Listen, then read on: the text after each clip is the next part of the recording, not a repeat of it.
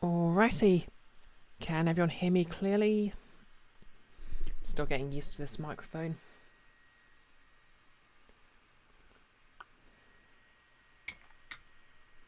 Excellent. Hey Kiara, hey Joe, hey Nolus. Hey anyone who's just watching and doesn't want to say anything. Okay, camera's working.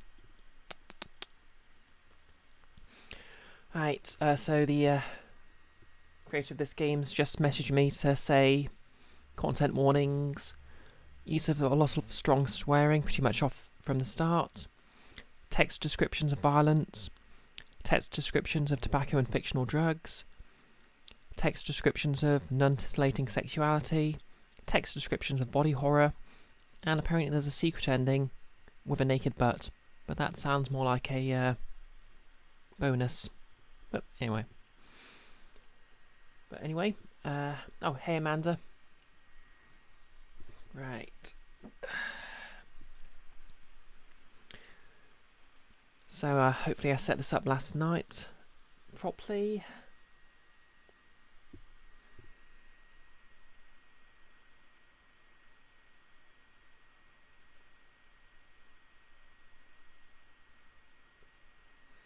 Oh, thanks, Salmato official. Yeah, this is the dev. So everyone at them and say hi.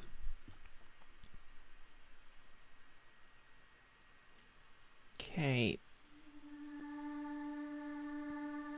Can you all see that okay? Hey Froy, just in time. Okay, Haley it is. Right, everyone okay with this? Don't need me to be a bit smaller? Because I can be a bit smaller.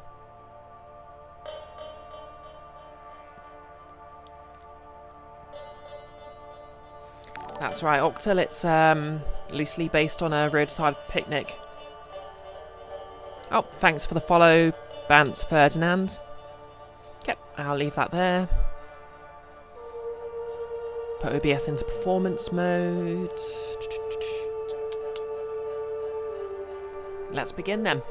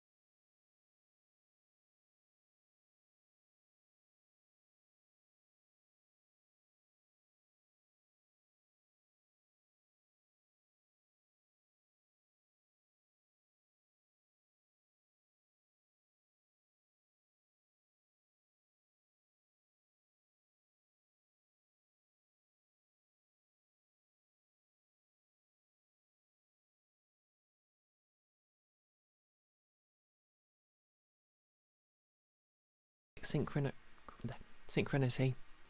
But down here,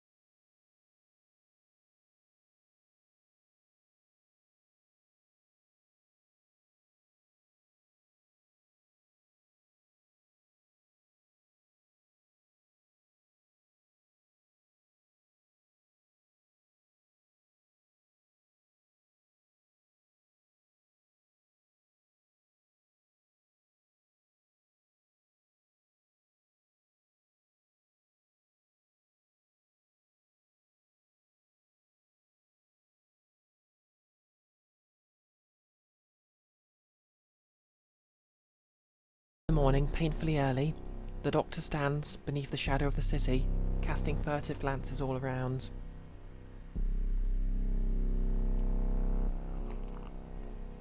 The scholar makes his way to the bridge. Frost eats the ground and gnaws through his boots into his feet. It's too cold, but there's no turning back now. You're late. Were you followed? I don't think so. It's hard to tell. I've never done this before. Hopefully you'll never have to do this again. You looked cold. Take this. The doctor hands him a thermos. Gingerly he unscrews the lid, steam and condensation pouring upwards, mixing up with the cold puffs of his breath. The scent of hot chocolate fills his nose. That's the way to calm someone down, all right.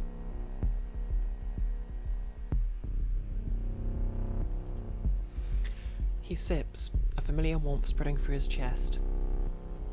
It tastes like home, like memories of childhood he never had, of cosy winter fireplaces and the scent of cinnamon, of the illusion of family and unconditional love. It tastes like the time before he even knew what the hierarchy was, but that can't be true. Everyone knows what the hierarchy is, even if they're too young to understand it. Is this cat ranchy? I didn't think they make this anymore. They don't. I saved it for a special occasion. I like the idea of cocoa as a whiskey analogue. I can be sentimental sometimes, as much of a shock as that might be to you. A whisper passes through the air. With barely a shuffle, the escort appears as if they had always been there, unnoticed. I'm here for this ninja non-binary person.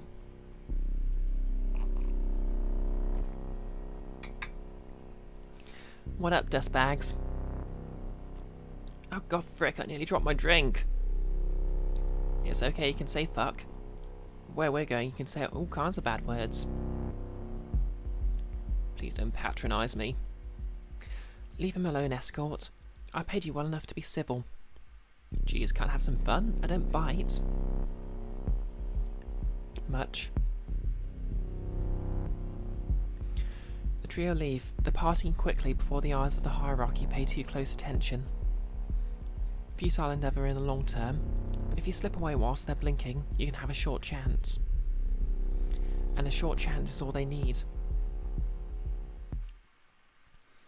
The escort guides them to the edge of the city, past bright glittering lights, away from the insulated safety of the modern hierarchy, steadily further into the suburbs, then away altogether. The glitz and glamour rapidly vanishes, replaced instead with half-torn fences and decaying tower blocks. The escort leads them further, down a ditch, through a torn open fence, onto the old train tracks, and almost too easily, through an empty cargo carriage. They gesture to remain silent.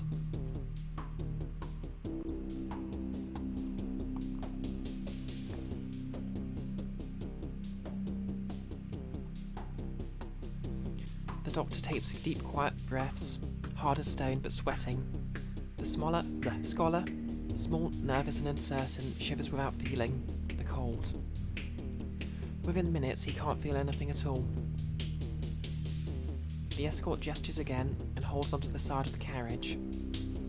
With a start, the train's engine clunks on. The scholar stumbles for a moment, but the doctor flings an arm out, steadies his shoulder. Their breath billows in front of their faces as the engines roar around them. Still not safe, but better than before. A few minutes pass. An hour.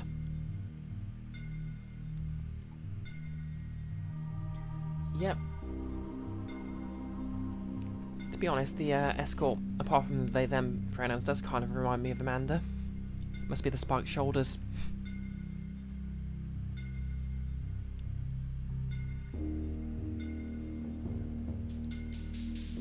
Two hours. 3. The engines of the train drive back. The glimpse of the outside world through the door crack slows. The escort prowls forward, opens the door, looks around, judges the surroundings. The escort looks down, waits for the momentum of the carriage to slow enough.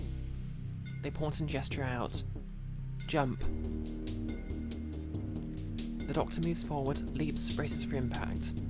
She lands, crashing to the frosted grass outside, the thud winding her. She tries to roll, but the world sparkles in front of her eyes. The scholar follows next, throws himself off, lands and skids on his feet. He overbalances, coming down hard on his elbow. He stifles a yelp of pain, fighting his arm to keep from crying out. Last, the escort jumps, lands, falls, skidding on their knees, but they came prepared. They're already dirty combat trousers, unashamed of another stain. Okay, that's good expeditional jumping. They stand up and jog over to the scholar, then the doctor. That's the least unpleasant part of what we're going to do. Yeah, I'm okay, just fuck. Hurts to breathe. Just a bit. I'm fine, I can stand. I'm fine. You better be. I hid our survival bags over the hill. They're not light. I said I'm fine. The trio climb atop a small hill covered in tall, untamed grass. The doctor waves away the help from the scholar, but she winces in pain. The escort climbs down the other side and moves aside a well-hidden tarpaulin.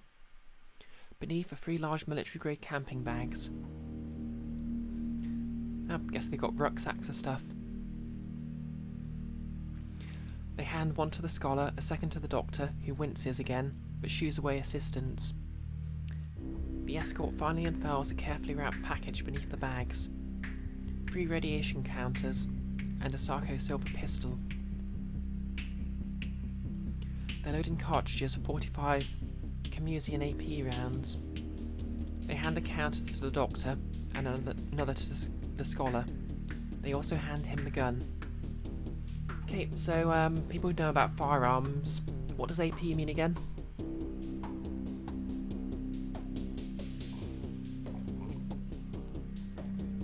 Does it just mean it's shootier? He takes it cautiously. I've never fired a gun in my life. I've never even seen one like this. That's because they're highly illegal. You don't have to look so happy about it. Look, we need it for the zone. There's the HQ phenomena, I know. It scares me. Armor piercing. Thanks, Covert Racer. Also, hi. Wonder what kind of armor they're piercing then. Huh? He's referring to the blowouts. Yeah, sorry, I ain't fluent in fancy. I just didn't think it would be so real. It feels more real now we're here. I don't want to need this gun. Machine Lord Zero. My anime character has no nose. How do they smell? Terrible. Is there a mod to suspend Zero for 10 minutes for that? I kid. Yeah, it's sort of, well, it's based on a Roadside Picnic, which is also what inspired the Stalker franchise, so it's more like sort of cyberpunk, post-apocalyptic punk. I cannot use words today. Hey, Lily Asuna. Oh yeah, thank you. Yeah.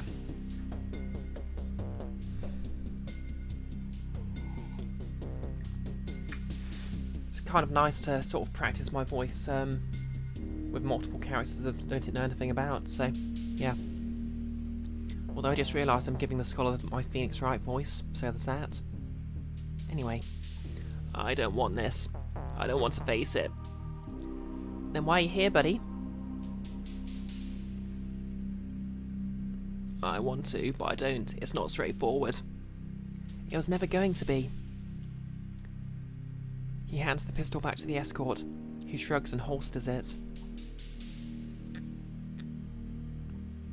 Wonder why they expected the academics to be able to handle the pistol.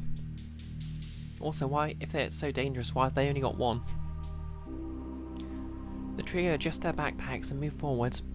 The tree line ahead is strained of rusted red, permanent autumn. A side effect of the zone's dialectic fallout. The air here smells still and cold, fresher yet emptier.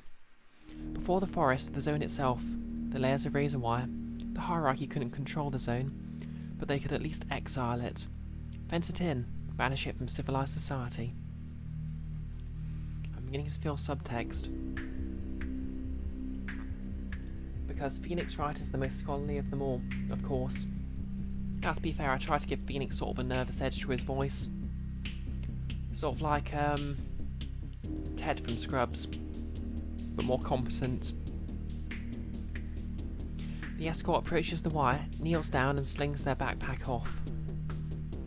They retrieve a pair of wire cutters, grumbling as they cut through the mix of artificial thorns and metal and sharpness.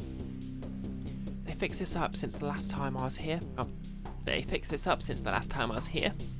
This should be a weak. There should still be a weak point there. This should still be a weak point. There. The wire gives way, whipping to the side.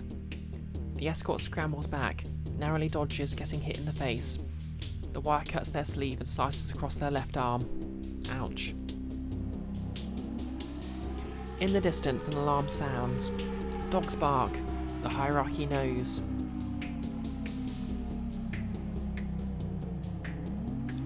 I thought this was a safe zone.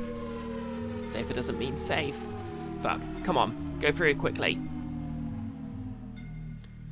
Yeah, I'm still not quite sure what kind of voice to give the escort. I mean, obviously I'm not non-binary myself. I'm a very binary trans person.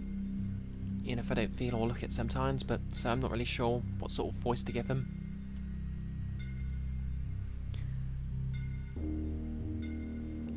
The scholar dives through first. The razor wire barely parted enough for him to get through. Barbs piercing through his legs, but he keeps on running as small streaks of blood splatter the ground. The doctor follows, grimacing as the wire slashes her arms too. The escort follows last, but sprints ahead of them both, their body used to the adrenaline as their cuts clot over. Gunfire sounds in the distance. A hail of shots rain across the ground around them, but they're still running, they're still up. Fuck! Go to the forest! They keep running. The doctor, her broken ribs stabbing her, slows. The scholar and the escort dashing past her. She keeps trying to run. It's heavy. The world is heavy. Yep, a very nice scene. I feel kind of bad for ruining it with my voice acting. Her lungs can't move with all this pain in the way. The forest is just ahead. They can shake them there, but her head is swimming. Her vision flashing with each jolt to her chest. She stumbles, falls, lands on her injured side. She screams and clenches her teeth, trying to stand again. The gunfire ricochets around her. The world dims by a cacophony of bullets. She tries to scramble up. The escort's yelling ahead, the scholar just visible at the tree line, but the world is flipped sideways. Which way is even up? Okay, follow the escort or run to the scholar.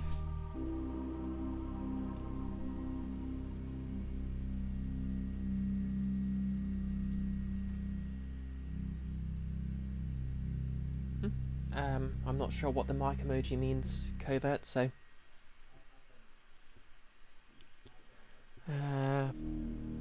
well, she knows the you know what, the escort's getting paid for this. The doctor regains her footing, but barely. The world's still swimming. Hurry the fuck up, now!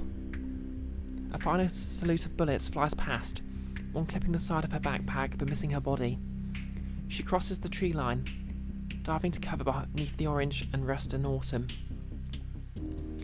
The acrid burning metallic smell lingers in the air for a moment before it fades. Alright, thanks covert. Yep, hope your work's going well, Lily. And thanks covert operator. I got this mic for Christmas and it's definitely an improvement on the old one.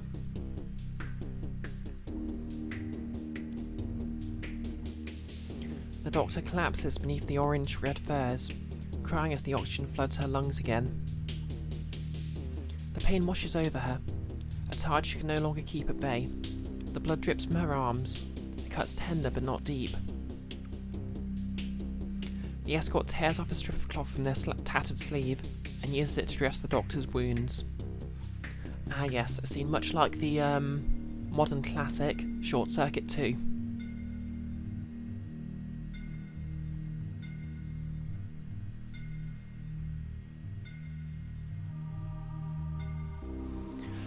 As they take the cloth strip off, the skin of their arm is visible for a brief moment, an intricate network of scars and old cuts and road maps lines. It's okay. We're safe here. They won't follow us this far in. Here, take this. It hurts. It fucking hurts so much. I know. It gets easier, but the first time always hurts. Wait, where's... Nerd King? I saw him on the other side of the ridge. He isn't hurt. You are. I'll get to him as soon as it's safe. So long as he doesn't venture too far in and walk back across the guard post, he'll be fine. Ah, yep. Got another shift ahead of you, Kiara. And even though he's small, he's currently in better shape than you. Heh.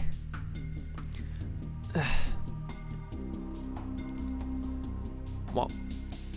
Huh? What? Why? Why are you looking at me like that? You want to protect him, don't you? Can't help but feel you put him in a lot of danger with this. I mean, what I said. Doing this ain't safe. Home isn't safe either. Don't I know it? It fucked all of us up pretty bad. Just. Did you want to take him here to help him? Or was it just so someone would hold your hand through it all? Alright, today's your day off, Kiara. That's cool. Thanks for spending your day off listening to my stream then.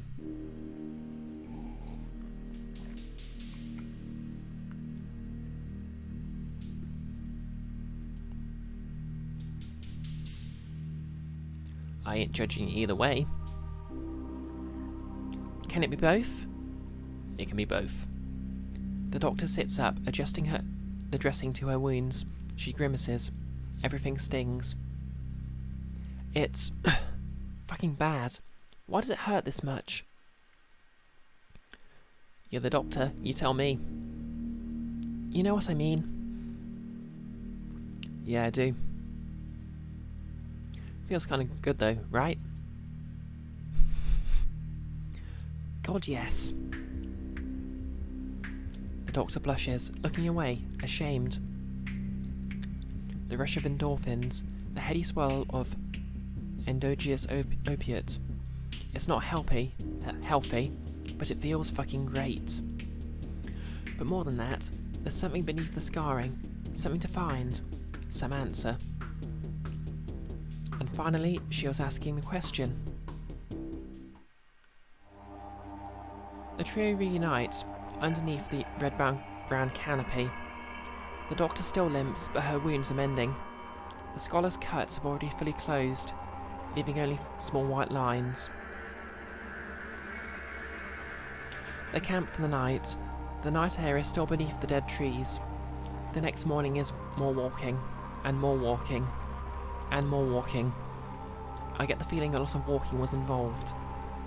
The hours pass. The escort stalks ahead, reaching into a small bag tied on their belt. They pluck out a small metal nut with white ribbon tied through it. They throw it forward. It sails through the air, white ribbon flickering, and lands. They slow their pace, pause, retrieve it, throw another, and another, and another. The journey is beyond tedious. Why is this taking so long?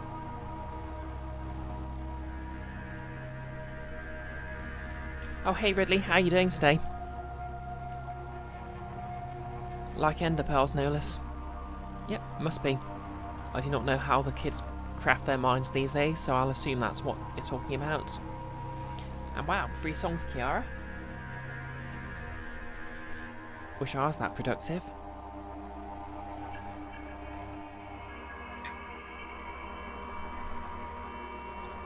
Takes as long as it takes, Doc.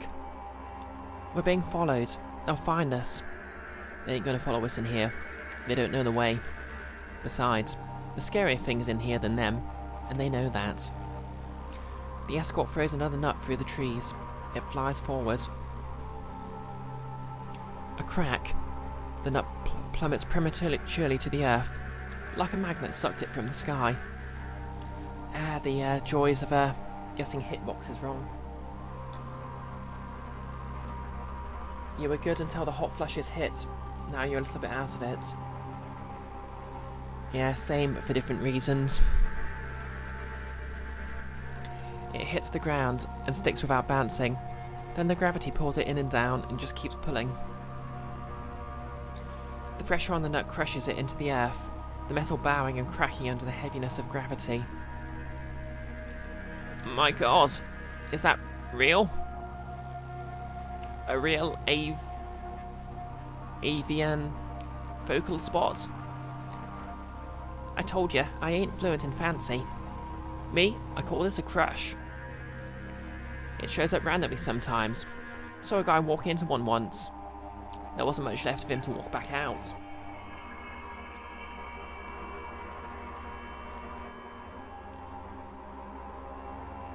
You throw them, they float short ways towards the boss dungeon, except they have a chance to break, so you've got to pack a bunch of them to look for it. While these look more like, you're throwing them ahead to see if, there's something that will destroy mess on their head. Roy has no idea what's going on. To be fair, I think it's got that surreal sort of edge to it. They're going into a very weird place, and we don't know why. Liasuna. How would I feel about appearing on a gaming podcast? Good question. I think the real question is, why would a gaming podcast have me?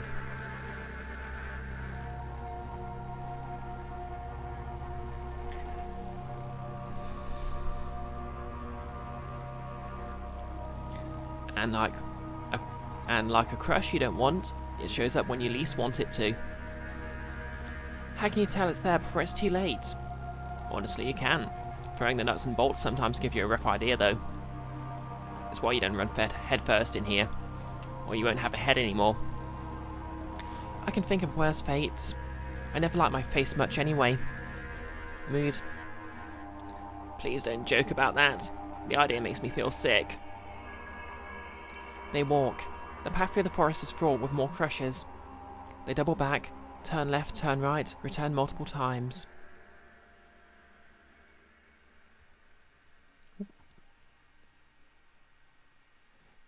The end of the red forest is in sight, but still the journey takes hours more. The scholar's feet hurt from the constant retreading, but he doesn't complain. The doctor looks pale. The escort has seen this before, knows the tracks. It becomes instinctual. There's a trick to it. You do it or you die, and they had enough of dying a lifetime ago.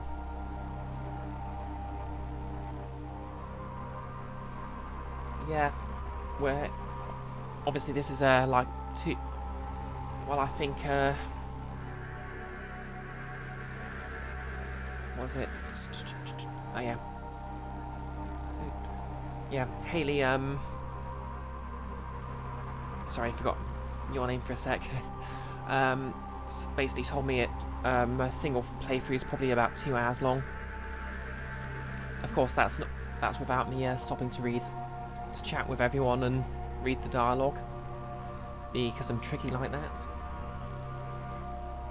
But yeah, what Nola says, this is basically a short story, and we're sort of building up to the payoff when everything makes sense. At last, they reach the edge of the forest. In the distance, they can see the sun slowly sinking, bathing the world in amber and blood red. At least this looks a bit more straightforward. I expect the looks are deceiving, though. You betcha. Shit's still dangerous out there. It's worse out there in the dark, too. We didn't see any of the real rough stuff last night. It's fascinating. Never thought I'd see this much of the zone in my life. Look, that stuff over there. That's colloidal gas deposits, right? The misty stuff of the blue fire. And there. where the light is bending outwards, that's an artificial gravity prism. And across the lake over there, do you see it? The old houses? You can see Ferris Gottipium. The dialectical fallout is even in the grass. It goes counterclockwise and reverses the patterns of normal biology outside. See? It's like everything here is isometric. It's the same but different, like a mirror. Like a left hand and a right hand, both the same thing, the same formula, the same makeup. But the arrangement is so different that one can't even fit into being the other. There's 8 choice points in the game and we've gone through about 2 of them. Okay, guess that's going to be about 4 hours then. Oh my god, there's so much out here. Okay, thanks Professor Exposition. It's still dangerous. Yes, but look at it all. Look how beautiful this place is. They all look out across the grassland.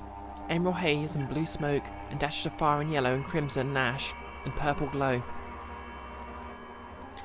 And chemicals and burning and chaos and war and freedom and peace. The escort takes a deep breath and grabs her vaporizer. They inhale the fluid. Their cells shift, refocus, dancing in the golden light. Can't say I understand that science lingo, but you're right.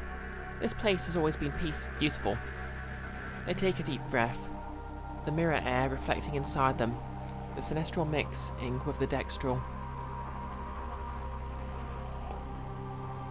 We should go. We don't want to be caught short at night. Wait, there's a village a couple of miles from here. Should be safe there. Don't worry, dog. No one lives there now, except others like us. No one here's gonna snitch. No one here can even really go back to the hierarchy. They walk. The sky changes above them, gold bleeding out into blood red as the last light fades. The escort continues to throw metal nuts at random intervals across the grassland. I guess it's plain what she's doing. They retrieve them, but keep their ears up, wary, focused. The scent of wood smoke and spice and death fills their nostrils. The other 2 don't notice. They turn, deviate course. It fades. Glimmers of moisture hang to the tall grasses. The white flowers, beads of watery eyes hanging on the wild. They watch, observe, glint.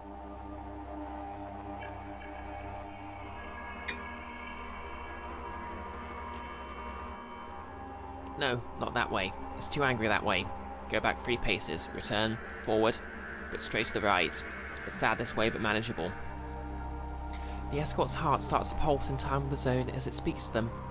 The soft glances, the small touches, the things no one could see unless they already knew.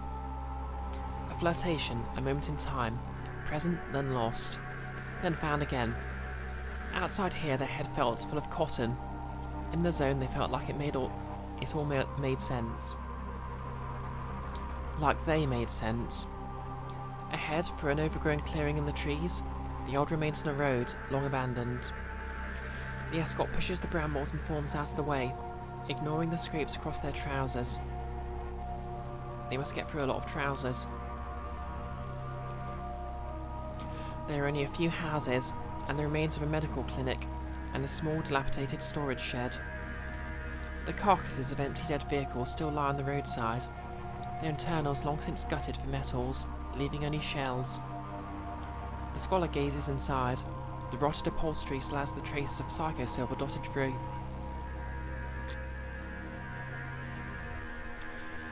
We're here, you guys. We're here. You guys will want to get ready to make camp. The village is safe. The scholar takes out his Foucault Geiger radiation counter. The soft burst of static picking up as he waves the scanner across the area. He frowns. Safe-ish. The scholar frowns more. The doctor shrugs, moves forward into the skeleton of the clinic building, and shrugs her bag off her shoulders.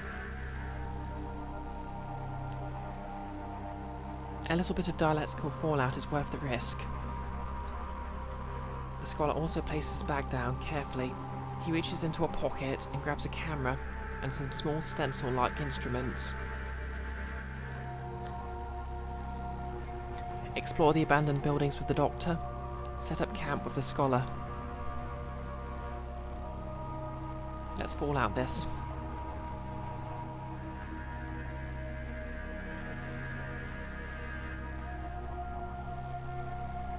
Okay, so, for those who are new to the stream, my favourite running gag.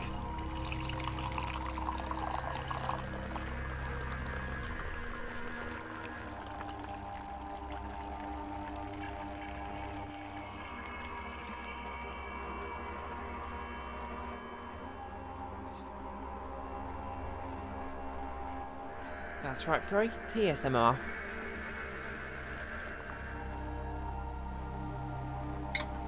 Which I actually need to get an emoji of. The escort follows the doctor into the gutted room, leaving the scholar to his measurements. He barely notices, frantically scribbling down notes on crumpled paper. They pause in the entryway, watching the doctor. The tall woman brings her torch up. She only illuminates broken bottles, empty shelves. Paper scattered across the floor. Not sure what you're looking for. I scoured this place years ago. It can't hurt to double check. There might be something we can use here. You never know what you miss the first time you look at something. The doctor wanders into the next adjacent room. The floorboards have rotted away, leaving only dead foundation below. She steps into the decay, crouching, scanning beneath the broken wood. It seems almost foolish, childish even. If there was anything still left through here, the escort would know it. The zone had its own language, its own way of telling you. You just had to learn how to listen. No less. Up you. Oh sure. Thanks for that. Feel free to let me know about it. I mean, I'm not really sure what I'm going to do about an emote. I mean, my current emoji, the sad bread, is literally just a photo I took, so the bar's not exactly high.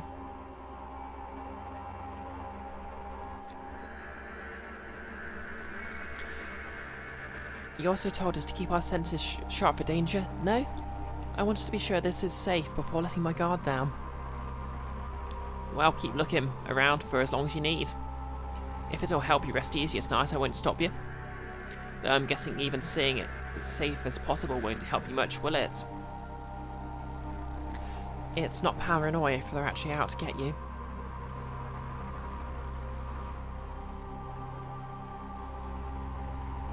Kiara, you can make me a bass guitar pick emote with Metroid colours. Don't know if guitar picks are really my aesthetic, but it's a nice thought. Well, I'll take a look at how many emoji slots I've got at the moment. I know I've only used one of them, so who knows. Maybe I should start filling up.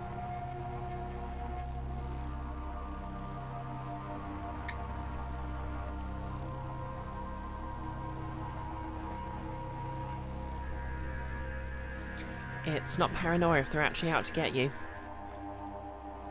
That's fair, but that kind of view ain't healthy for you. It helps you survive, but surviving and living aren't the same things, you know? Good point.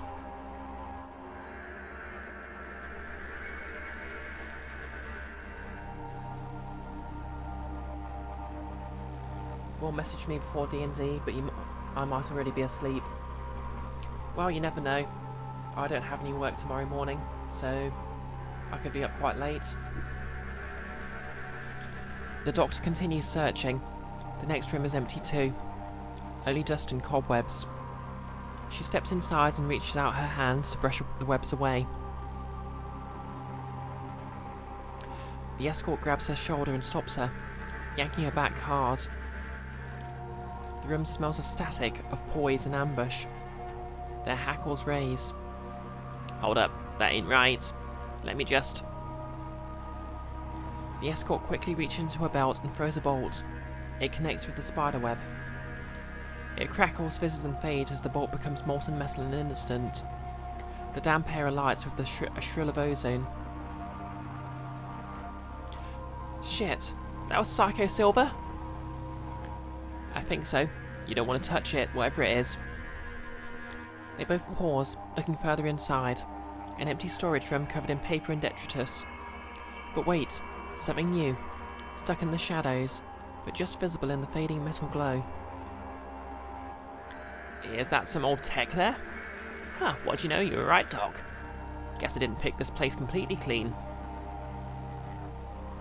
Let me guess it. I don't think there's anything else disguising itself as murder webs in here. Cautiously, the doctor wanders in, her lantern shining all around for more webs. She doesn't spot any. She retrieves a battered radio, weather-beaten and covered in earth and rot, but wiring intact. Huh? Do you think you can fix this up? Sure. If nothing else, it'll be a way to pass the time. We can't move much further into the zone tonight anyway. It's too dangerous. They both return to the main clinic room, the remaining twilight shining through the windows, and the torch's glow provide enough light to work by. The escort settles down on the remaining fragments of floor and grabs some spare copper wiring from their bag.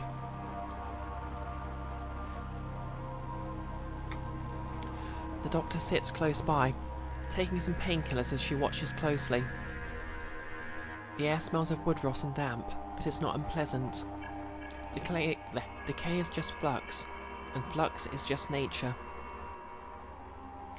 With gentle pressure, the back of the radio pops open easily.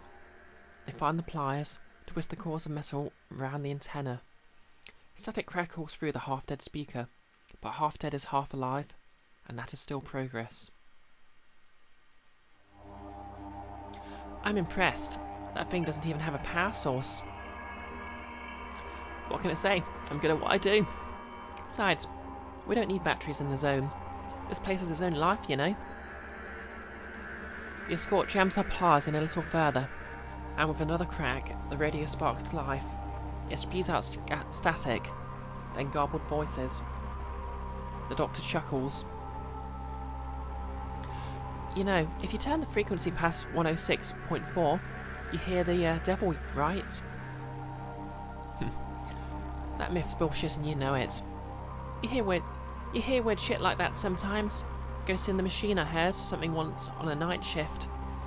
The rest of the hospital was dead. It was just me there. There was too much crap on the desk. I knocked the radio over. I turned it back on and retuned it, and I heard something. Just there in the spaces between the signals.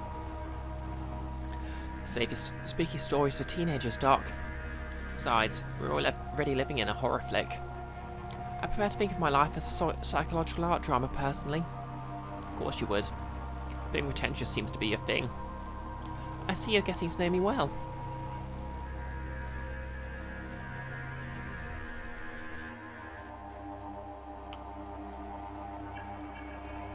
The doctor twists the dials on the radio a little more. The muffled sounds of music gently flowing in through the night air. The sinister insects in the grasses outside quieten their chirping. How are you feeling anyway? You got pretty hurt pretty bad coming in. I feel fine now. Better than fine, actually. It feels like back home these wounds would have taken weeks to heal up.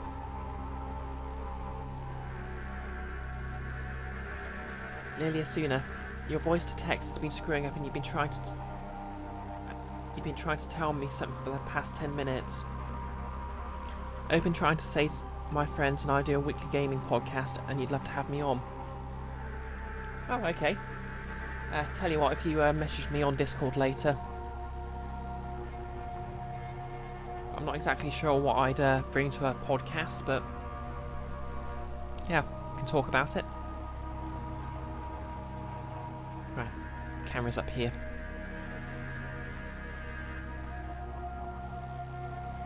Live in the woods, where there are invisible murder holes and deadly spiderwebs, but your phone never runs out of battery. I know, right, Nolus? That's living the dream. Anyway, it feels like back home these wounds would have taken weeks to heal up. But here it's only been a day. My ribs barely hurt anymore. The escort smiles genuinely. Their chromosomes flickered, the chillarity diverting for a second, altering the tempo to the doctor's pace. The doctor doesn't notice. The escort shrugs their jacket off their bare shoulders, letting their sweat evaporate into the cool night air. The scars were there, but they didn't feel like they had to hide them from the doctor. She'd understand. Gruff as the woman tried to be, she didn't judge. The escort could feel it. Out there, when I got hurt, I'd take so long to heal. I felt like everyone saw me as fragile. That I was fragile. That I couldn't take a single hit before falling. That one jab, one criticism could make me cry for days. When I finally got here, I felt like I could breathe again, you know? Like this big boulder got lifted off me. Like I could start rolling with the punches. Yeah, it's like I can actually think again. Like my mind isn't wading through mud. This place is really important. I know it's dangerous, but it's really important. It's still hard to relax here. Any missteps and you're dead. Though I guess that's not so different from home. I know it's hard to trust when it seems like it's going to kill you every few seconds. Or if you're really used to being chased. But the way I see it, you can choose not to trust because the world is scary, or you can choose to trust because we're in this together despite that.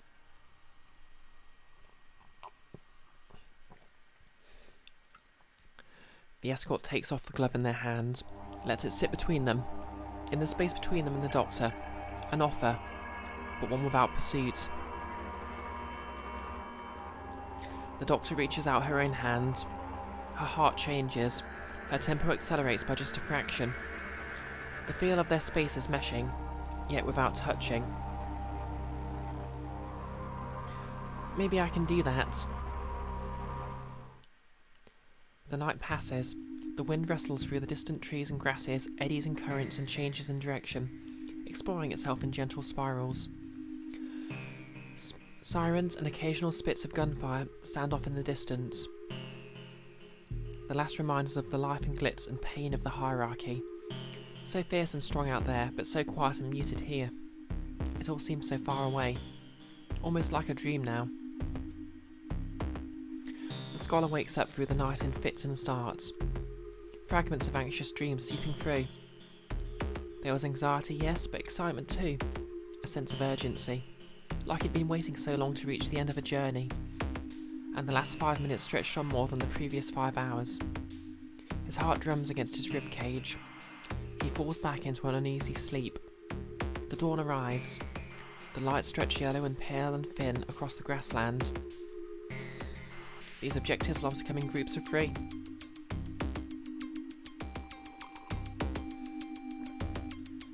The doctor is the first to rise. She neatly repacks her bag and is on her feet and ready to go before the smoke from the campfire has fully faded away. We should get going quickly. I prefer to make the most of the daylight while we still have it. Yeah. Honestly, just chill, dude. Don't burn yourself out sprinting a marathon. We've got time. I disagree. Time ain't the same thing here as is the outside. Seriously. Just chill. Let me get the gear together. The scholar repacks his bag too, though the inside is a jumbled mess. Pocket-sized cartography equipment, crumpled sheets of paper, more pens than they knew what to do with. Okay, more pens. Now that is relatable. I'm so glad I already emptied my thermos.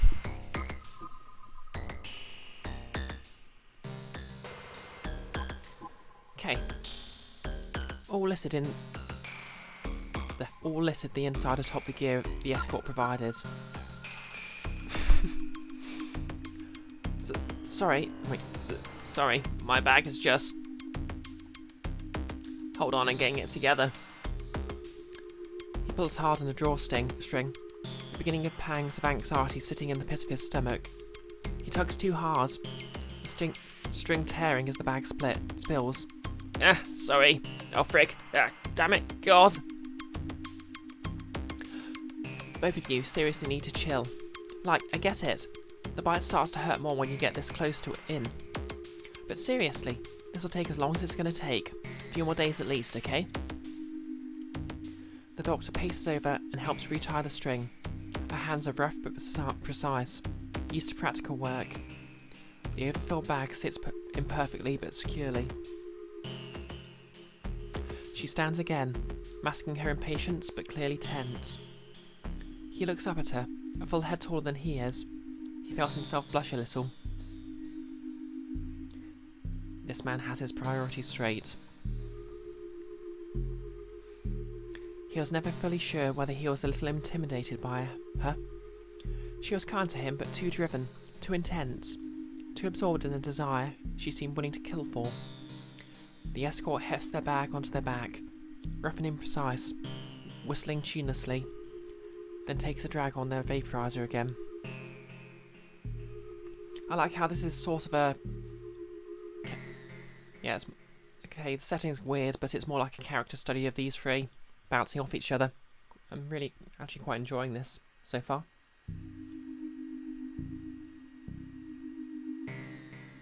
Don't know what everyone else thinks of it, but yeah. Time's a go. Wait, let's go. Time's a wasting. Come on, hurry up now. That's literally what I've just been saying. Now do you see how annoying it is? Don't encourage them. But fine, I take your point. Gosh, sorry. I'm just happy to win Nerd King over to my side, honestly. The journey remains slow. Once again, the escort throws the nuts and bolts, tied with white ribbon, and once again they backtrack and deviate. Hours pass, but they barely travel a few miles. They stray up a hillside, then down the other side. A burbling stream trickles in the distance.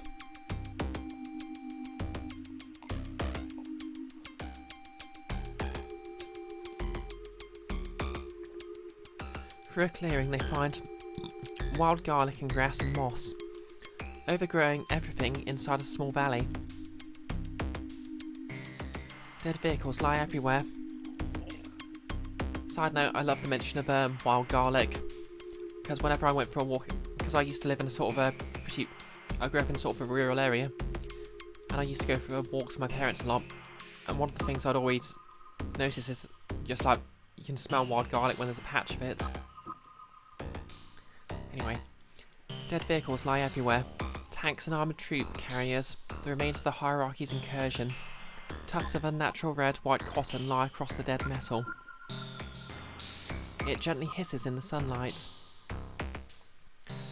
The scholar reaches out instinctively, the fluffiness oddly appealing, but the escort gently puts his hand down. Look, but don't touch. It pretends to be shy, but it sure has a bite. Doesn't much care for the hierarchy's hulking toys either. Chews them up whenever it can. Someone like you in that regard. I'll take that as a compliment it is, thank you. The adaptation of life here is astounding. Oh hey Jenny, how you doing? And yeah, you're right, Fron. This music's pretty good. Dunno, is it an original composition or... Yeah. You think after a year I'd realise I need to look at the camera when I'm speaking to the chat, but... Oh yep, I'm quite enjoying this visual novel, so... Yep, pretty chill. Anyway, the adaptation of life here is astounding. Stripping down the old world and turning it into a part of itself. I could study all this for years. As much as that PhD thesis might be interesting to read, we should press on. Yeah, sometimes I like to stop and smell the roses every once in a while. Just be careful on the thorns. The escort gently tosses an untied bolt into the cotton. It swallows it, burns, hisses, steams. Then it blooms, oxidizing through, red flowers spilling from the once shimmering metal. Sometimes I leave little things to pay for what I take from here, you know. Gotta pay the bill toll to the zone every once in a while. It likes to make new things old, and then make them new again. I appreciate the lesson in aesthetics, though we're still out in the open. How much longer until our next safe area? Hard to say. The zone abides by its own rules. Could be just around the corner, could be a few hours. We should continue. You've been leading us northwest. Have I? Can't say I care much for compasses. They walk on onwards. The escort loses a few nuts to the crushes of gravity, but their bag is full enough for spares to keep going. Another hour passes. The daylight is sweltering as the sun bears down, gentle humidity rising from the grass. They pass by the trees. The sense of moisture and nature fills the atmosphere.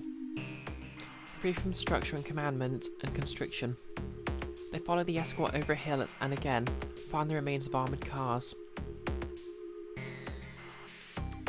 The iron-stained cotton blossoms, faint hues of colour falling from its flower. Is this a joke? We've gone in circles? No, we've not. We've been going northwest this whole time. I sketched the map. Look. This isn't where we entered from. Sometimes this happens. The zone does that. You have to respect it, even if it seems confusing sometimes. It takes as long as it takes. Well, all they really need to do is just start following a Saria song. Nothing is straightforward. I guess it never was. Now you're getting it. They walk onwards again. The hours of the day pass. The scholar glances across the grassland, consults his map. The landmarks were the same, but everything shifted. Distorted, like looking through a cracked lens. Direction is meaningless beyond forward. Whatever forward means. As distance becomes meaningless, time blurs. The scholar's sketches and maps fade out. The cartography futile as landmarks fade, repeat, fade, shift. The day stretches thin, the last rays of light fading out behind the clouds. The sunset looks hazy. Heavy, gravid clouds gently swell on the horizon. I think we're close. There's a bunker beneath the trees over there. A good thing too. Might be a storm coming. Not sure when though. It looks very neat. Yeah, best not to stay too long out here now. Wait. That's a Hegalio quantum emission, isn't it? A blowout. Might be the start of one. Let's go. We've got a little bit of time to get comfy before it rolls in. Storm's coming, Stalker. In the distance, sirens blare, the screams of the hierarchy over that which they cannot control. The scholar watches the storm roll in with the escort. The scholar watches the storm roll in with the doctor. Right.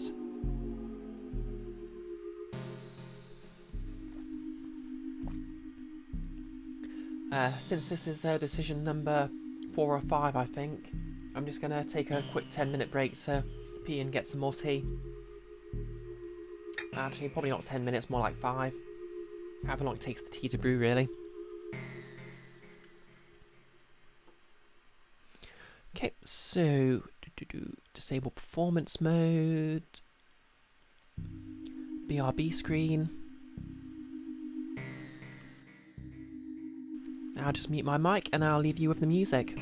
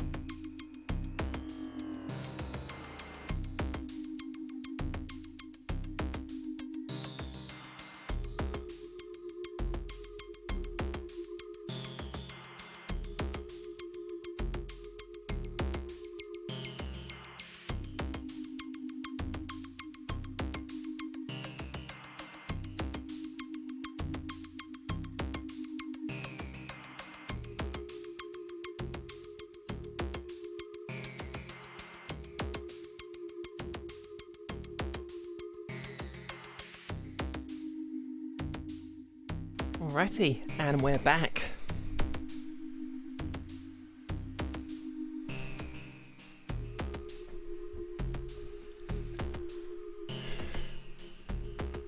Music by the wonderful Zoe Blade.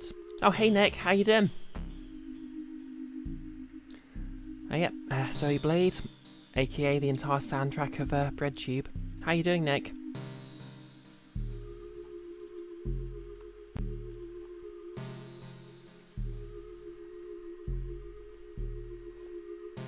Just setting up to get saucy with some beverages. Ah yes, only cans. I've still not got any idea what that is, and I'm too afraid to find out. Also full of pizza. Ah, that was a Wednesday mood for me. Kiara wishes she could make music like Zoe Blade. You said to her on her Patreon. Yeah, I'm sure you can. It's just a matter of practice and all that. Anyway, where were we? Here's the scholar, this dude, going to be watching the storm roll in with the escort, the NB guide, or the doctor. The tall driven medical lady.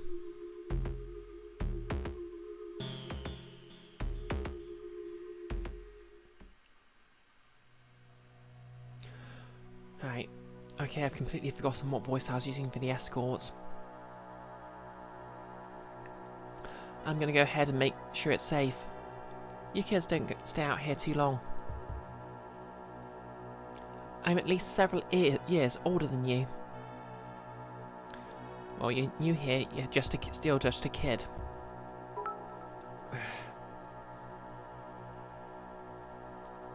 Show me the orbs. Oh, thanks for the 69 bits. In fact, that's quite a nice amount.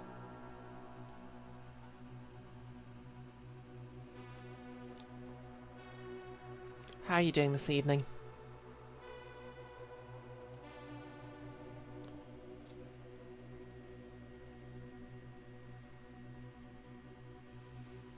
Yep, and Nick is also terrified of the cans. Best of luck to him. Amanda, in what way are they an escort? They're an escort in the sense they're escorting them through a dangerous zone, Amanda. Wait, I need to glare this way.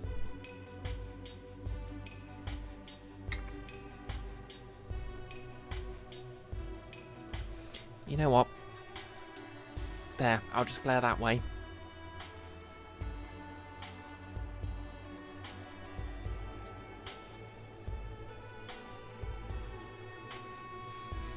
Haven't used that emoji for a while. They turn briefly and wink at the scholar before they descend, gesturing towards the doctor. The doctor doesn't notice, gazing at the sky.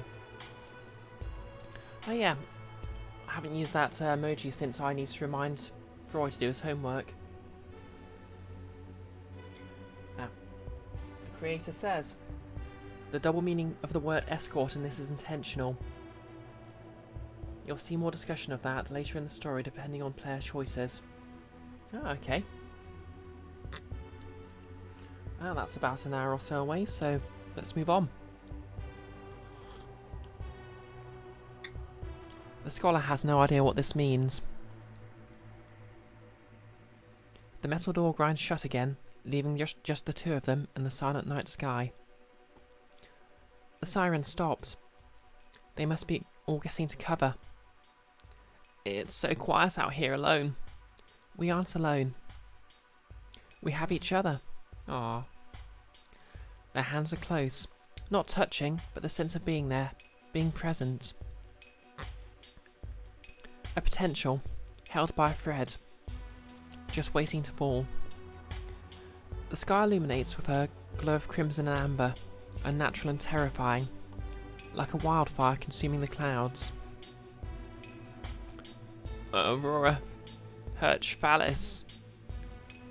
St. Natalia's fire. God, it's hypnotic. Yeah, It is.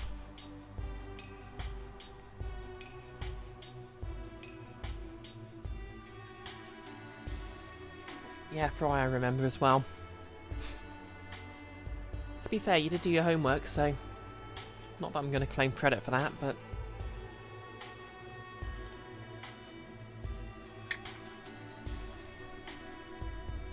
I saw it once or twice. Back out there, back home. It was always so far away. I didn't think it was real. I just thought it was city lights, or a trick of the sunset, or just anything mundane. Anything that made sense with what I already knew. But I kind of realised it wasn't. I know it sounds stupid and fake, but it's what brought me here, to this place. I could not come here once I saw it. Once I saw it was real. It just took me a long time to admit that it was. I think I always knew. It's hard to tell sometimes. I'm jealous. I wish I'd known sooner. Okay, this is familiar feeling subtext. Just saying. The doctor smiles weakly, eyes not leaving the horizon.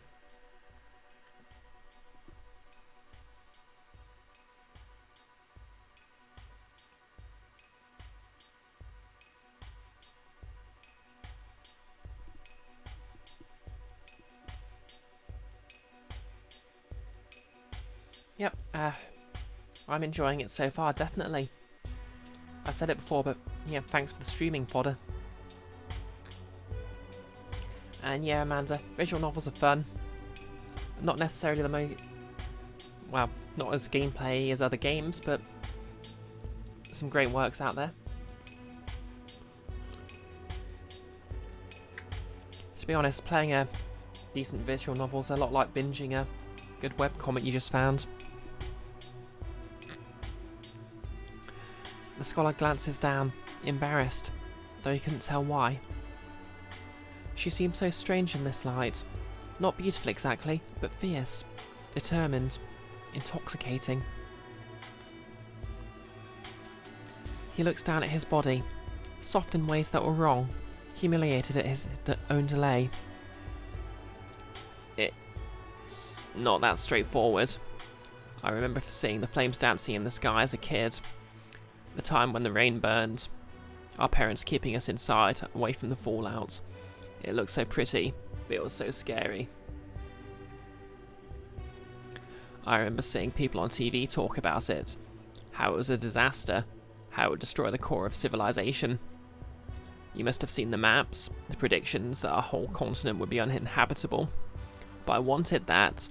I wanted it but didn't. I wanted to taste it, but I wanted to run away from it. What could they be talking about? I wanted it even though it would destroy me. I felt perverse, broken for it. I still do now. For what I want. You're not. Or at least if you are, then I am too. I don't know which of us is worse.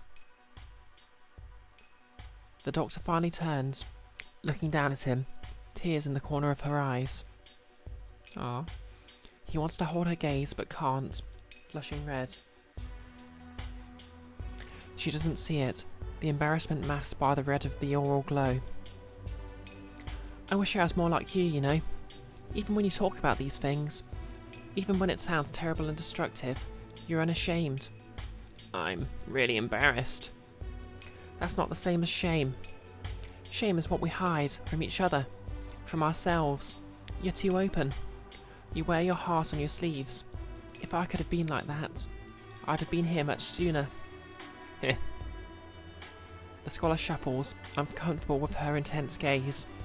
Her eyes are oceans, swallowing him until he drowns. He doesn't want her to see him, but he does.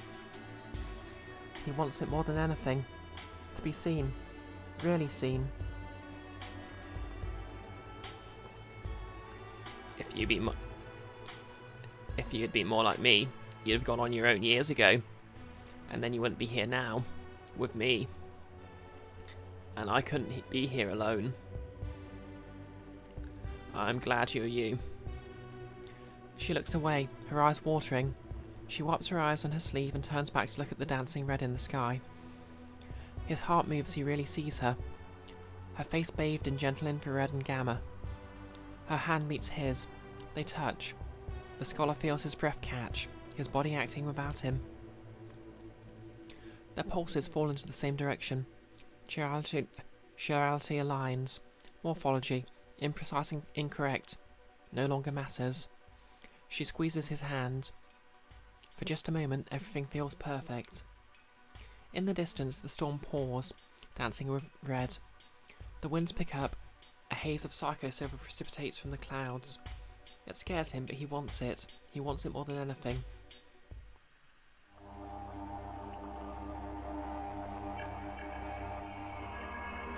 The blowout rages overhead through the rest of the night.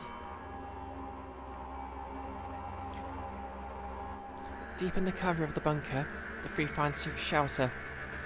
Though they rest uneasily, the tunnels inside lead to small rooms, most soaked in decay. There's the clickety-click. Their torches provide moderate light. No leaks, no melted silver, only mild radiation amongst the dust. The Foucault Geiger counter gently clicked without alarm.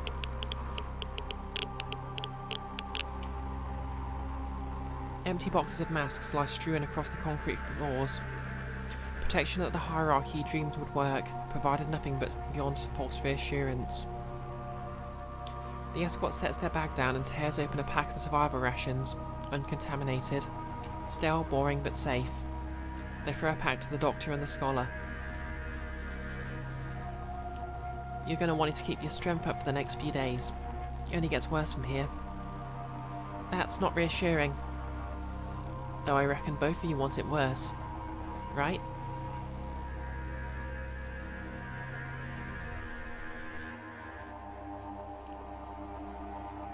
The night passes by. By the time morning dawns again, the traces of the storm have all faded. They exit the bunker. The psycho-silver seeps into the soil, the radiation and alteration soaking through beneath their feet. They settle into the familiar routine. Slow walk forward, interspersed with returns and changes in direction, sidestepping and reversing, and returning over and over. The progress is beyond slow. The doubling and redoubling eats away at their daylight hours far, far too quickly. The doctor appears tense, anxious with how long it takes to get barely a few miles. How many other bunkers are there like that? If another blowout hits us, I'd like to know if we've got shelter. We seem to be walking closer and closer to their origin point, and I don't want to be caught short. Don't worry, I've got a plan. Shouldn't be too far from here. They journey towards another line of trees, this one mostly green, only sparse flecks of red visible among the leaves.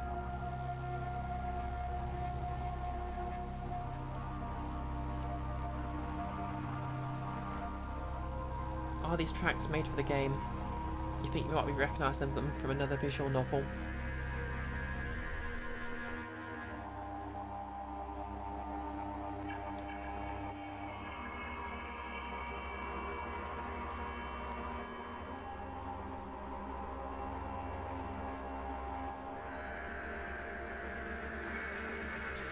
The remains of an old road lead between the conifers, though even the road isn't free from hazard.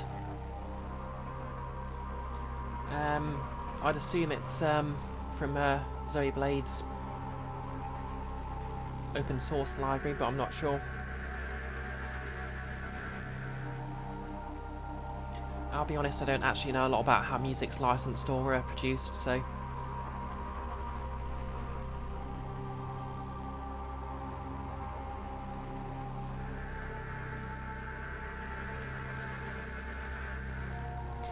The scholar almost carelessly steps too far to the left while scribbling down notes. His bag is tugged into an unseen crush. He heaves, pulls, stretches, breaks free, though a handful of loose pens fall from his pocket into the gravity well. He grimaces, but no harm done.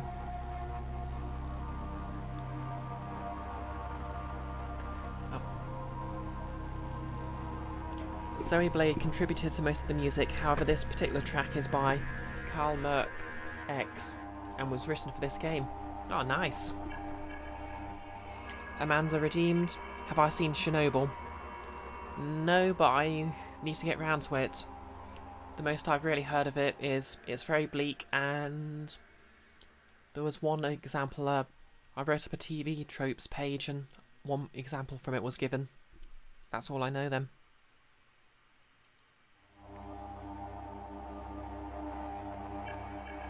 And I agree, Amanda, this is some top-notch music.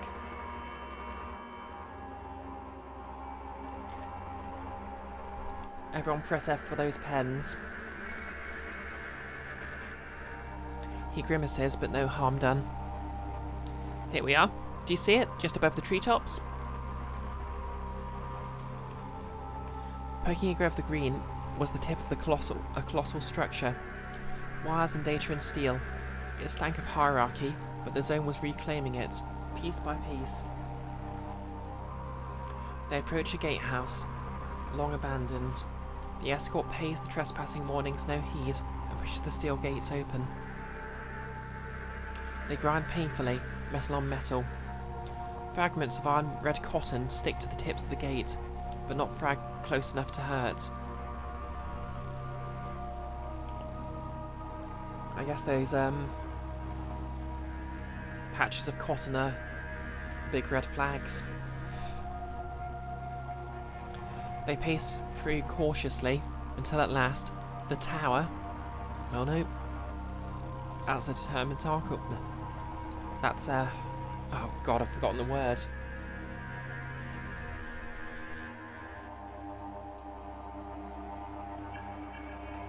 What sort of article is the word there again? That doesn't matter for now. Until at last the tower in all its glory looms above them. It stretches for kilometres long, hundreds of metres up, a latticework of steel and beams and cables. Welcome to... Okay, I can't pronounce Russian, so I apologise for this. Dvorsky Port, folks. I refuse to pronounce it Vorsky. Used to be a Judith's Ridge. Not sure what it was for originally. Hierarchy used it as the last little hideout before they stopped pushing into the zone. Stop trying to make it play by their rules. It'll never play by their rules. It's ugly. It's really horrible. It makes me uncomfortable to look at it for too long. They wander through the metal struts. Try not to look all the way up from the bottom. You'll make your head spin. Okay, but why are we here? This isn't anywhere near where I've paid you to take us. And it seems like a dangerous place to be. If the hierarchy wants to come find us, isn't this the first place they'll look? Yes and no. Do you trust me? About as far as I could throw you. But I'm stronger than I look. Make of that what you will. Heh. Okay, but seriously, there's some useful shit around here. And if I'm right, we can stay sheltered here safely for the night. Just come with me. If I'm right, I'm going to make the rest of the journey a whole lot easier. The escort beckons, walking off beneath the enormous steel structure. They weave between the rust-covered beams, nimbly sidestepping the alien cotton blossoming across the lower rungs. The other two follow on. Just behind the superstructure, they approach an outbuilding. Windows long since broken and internals gutted and scattered. They tread carefully, the ground strewn with detritus and circuit boards and dying metalwork, and the carcasses of ancient computers that once filled whole rooms.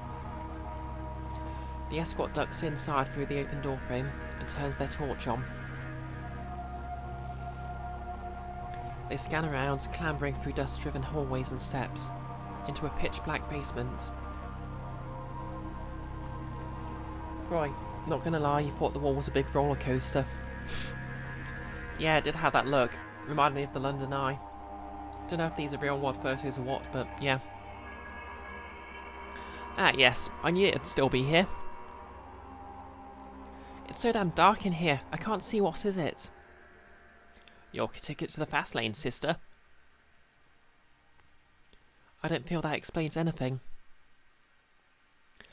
Let me finish. I just wanted to sound cool. I do sound cool, right? Not while you're being voiced by me, my friends. Not while you're being voiced by me. I thought you sounded cool. Well, he's also being voiced by me right now, so he's biased. See? Nerd King gets it. Yes, yes, get on with it. Service access tunnels, if we're lucky. They'll lead straight to the old town. And there's no crushers down there. None of the other surface dangers. Nothing to slow our progress.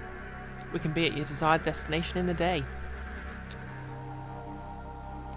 All I'm going to ask is that we stop off overnight here so I have some time to scour this place more. There are going to be other dangers down there, but if you want to get straight to the old town, this is the quickest way. Deal. Sweet. Okay, I'm going to look round and grab some stuff, if there's anything left here. We've got some time to relax, so set up camp. There's got to be somewhere here that isn't too damp. The escort explores the upper floors with the doctor, or the detritus with the scholar.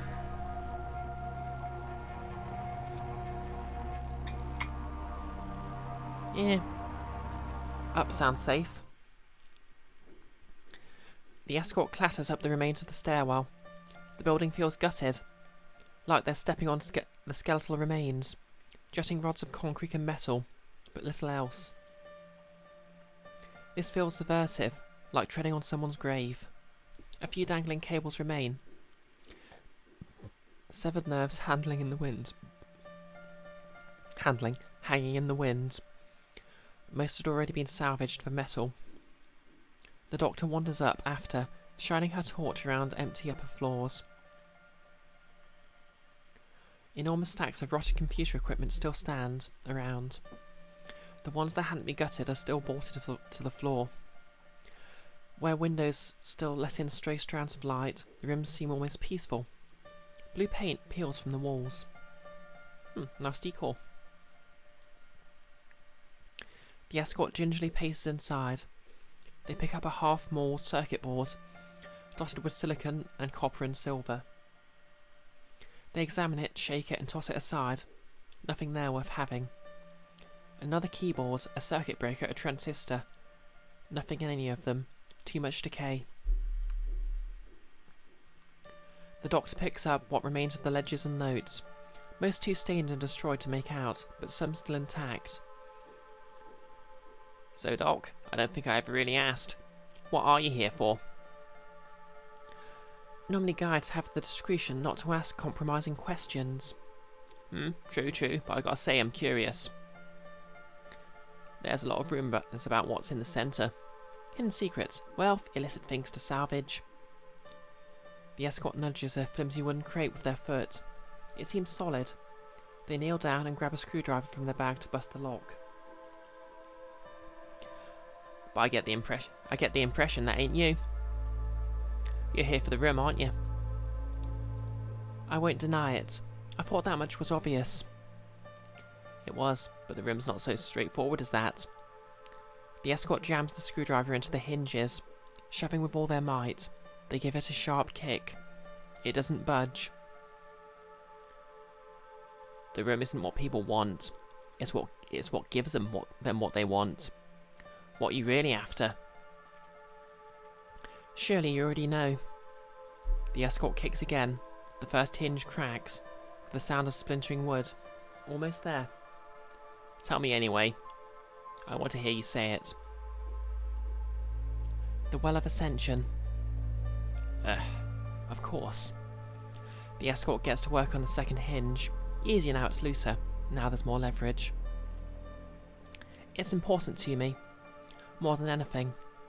It's a myth, Doc. I know there's a lot of weird shit here, but Ascension? That's a fucking myth and we both know it.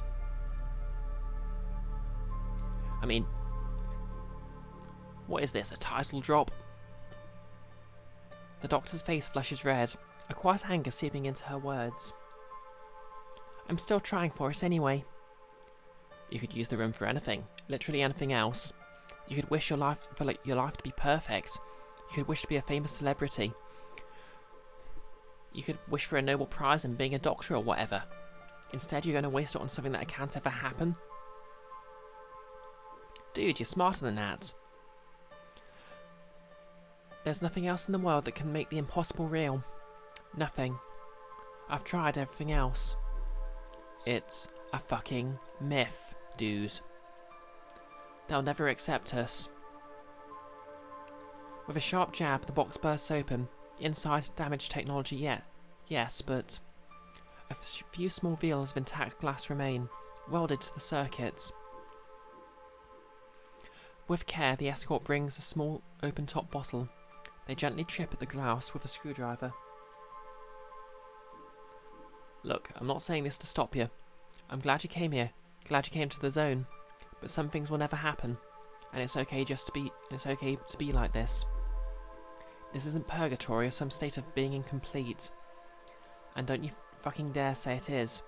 That'd hurt me more than anything. The glass cracks, and careful not to waste a single drop, the escort catches the runoff in the bottle. Pure raw silver, still with pathos, before the hierarchy fucked it. Why do you even want Ascension anyway? I told you at the start you could never go back. The doctor's voice shakes, her anger boiling at the barely contained pressure. Do you think the hierarchy will ever actually lose? What, you think that just because this zone is a wreck that we've got some safe space from them? They won the fucking war, without ever firing a shot. You don't even know any history, do you? God, of course not. You weren't even born by the time the war ended. Fuck you, I'm not some kid. Nor am I. This place, this zone, you think this ended up this way because of bombs? Because of some magical disaster that befell the hierarchy? It's not. They wanted it this way. Oh, come on. I'm being serious. They won by consuming. They took their enemy into themselves and made it them. They forced everyone that opposed them to become just like them. And once they were just like them, they became them. Fighting them on their own terms just makes us become what they are. Dialectical fucking fallout. They shoved everything that they weren't, everything that didn't match, into smaller and smaller corners, like the zone. And I'm tired of fighting. I'm fucking done. What you want out of Ascension isn't what the room will give you. The hierarchy never accepts us, no matter how much we do. I have to try. I have to win. I want to go back and make them change. I have to win the war on my own terms, from within, without fighting them so hard that I'm just the same as them. I have to try. I don't want to fight you anymore. I'm sorry. The escort and the doctor both stand in opposition, both on the verge of tears. The escort's hands are shaking. A few drops of pathos spilt onto their skin. The rush of emotions sting. Just, when it comes to it, at least think about staying. I'd like you to stay. Maybe. I don't know. I promise I'll think about it at least. I guess that's the best I can ask for. I guess so. I'm sorry too. The escort smiles. Rainbow capers. I don't know what's going on, but you already have feels for the doctor. Yeah, I think I get what her deal is, but we'll see.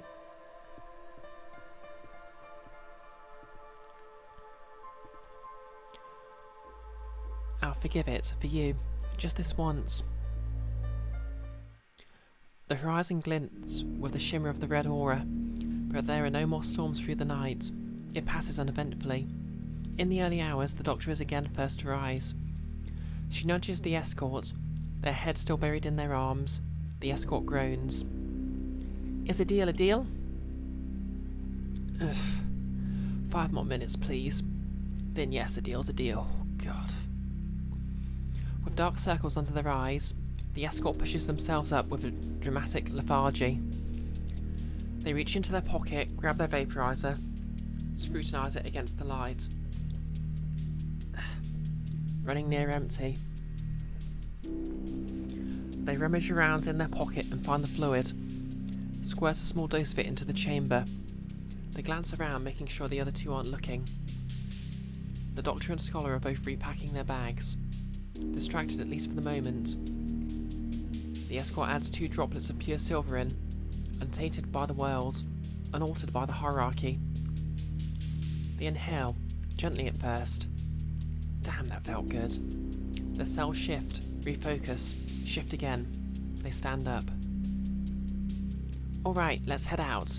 You guys ready for the tunnels? As ready as I'll ever be. I'm worried, but this seems the best option. Also, hi Rainbow Capers. Only just realised you just come in. The sooner you're on the other side, the better. The Scholar picks up his bag and follows on behind the escort. The Doctor takes up the rear, scanning behind them, watchful. The escort grips on the metal handle and heaves. The door to the service tunnel grinds open, then shuts behind them. The 3 turn on their torches. Oh, this has gone very metro. Their batteries barely draining past full in the zone's care. The air is still, stale. It smells of wet concrete. Come on, it's this way. The Scholar follows on behind. His boots slip on the wet floor, but he barely keeps his balance. He can't see past the escort as the tunnel closes in. His heart thuds. He should be claustrophobic. He is claustrophobic. His pace falters a little. He hears the Doctor behind him. You're okay. You're doing great, and I mean that. Keep going. Just keep going. I've got your back. Uh-huh. I like that she sort of realises he's claustrophobic and is helping him along. Or I assume that's what's happening. He keeps walking forward. The tunnels move, twist and turn. The air is stifling. It feels suffocating.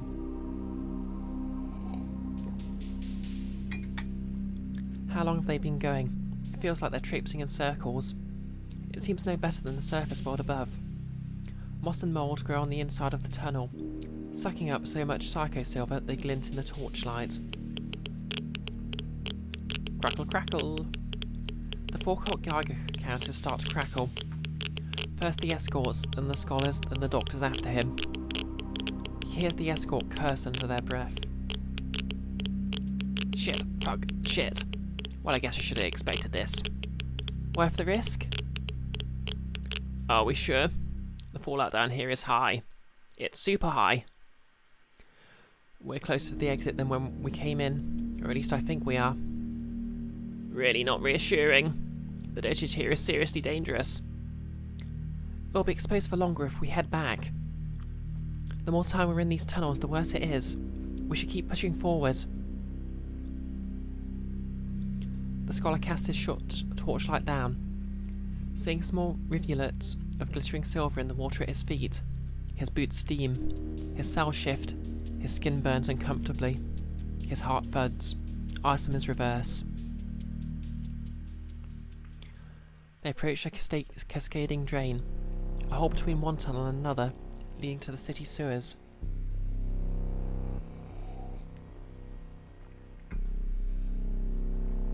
Silver-stained water gushes out. The counters scream in protest. Okay, I think we're here. The dry tunnel. It's literally a waterfall. Hey, it's a local joke. Normally you gotta swim this bit. In retrospect, it's not that funny. I'm going in. The Doctor clambers through the hole, her coat and bag doused in burning water. She grunts, grits her teeth as she pushes up and through. Her face, her body is drenched. Her skin burns red. The scars on her arm prickle and sting. She swears, gasps, catches her breath. I'm through. I can help you guys up. Her 4-count Geiger counter's alarms blare. She offers her arm down, hanging onto the side of the slippery concrete. We got you. I'll go up and catch you if you fall. It's not the fall I'm worried about. It's too dangerous to turn back. We need to go. The scholar closes his eyes, takes a deep breath and climbs up. The doctor's arm grips his and she braces herself, pulling him up and back. His counter screams. His clothes burn, his face burns, his cells burn. Oh, that's not a good sound. The doctor stands as much as she can in front of the flow, shielding him from the downpour of fire. The blood starts to trickle down her arms as her scars tear open. The scholar feels the pain as the skin of his uncovered hand blisters. It burns. It burns. It burns. It burns. It fucking burns. He stumbles into the larger piping, his chest tightening as his lungs cough up dashes of silver. The escort clambers up through the tunnel too. The doctor helps them in, but both their arms are slick with blood. The scholar looks down and sees the red starting to stain through his trousers. Fuck. Shit, there's still so much psycho silver runoff from the blowout. It should have washed away by now. We have to keep going. The tunnel there leads straight to the city. We could be there in an hour. We could finish this. The doctor staggers, then collapses to the side. She vomits profusely into the water. Splatters of blood and silver streaking through. No fucking way. The fallout is too high even for me. We leave these tunnels now. There's a great 100 meters that way. We need to leave.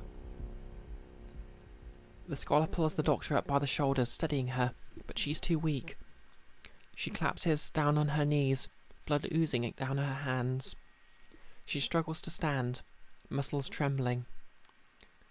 No, you can't. You can't do this. Not when we're so close. Come on, damn it, Prof. Grab her other side. We gotta get her out of here. Fuck. Please. No. Yeah, sorry, my voice is falling down my throat a bit there. Together they haul the doctor up and out, half carrying, half dragging her to the sewer grating. They pull up and out, and collapse on the grass in the daylight outside. The sky is dull, clouded, yet impossibly bright, after so long in the dark.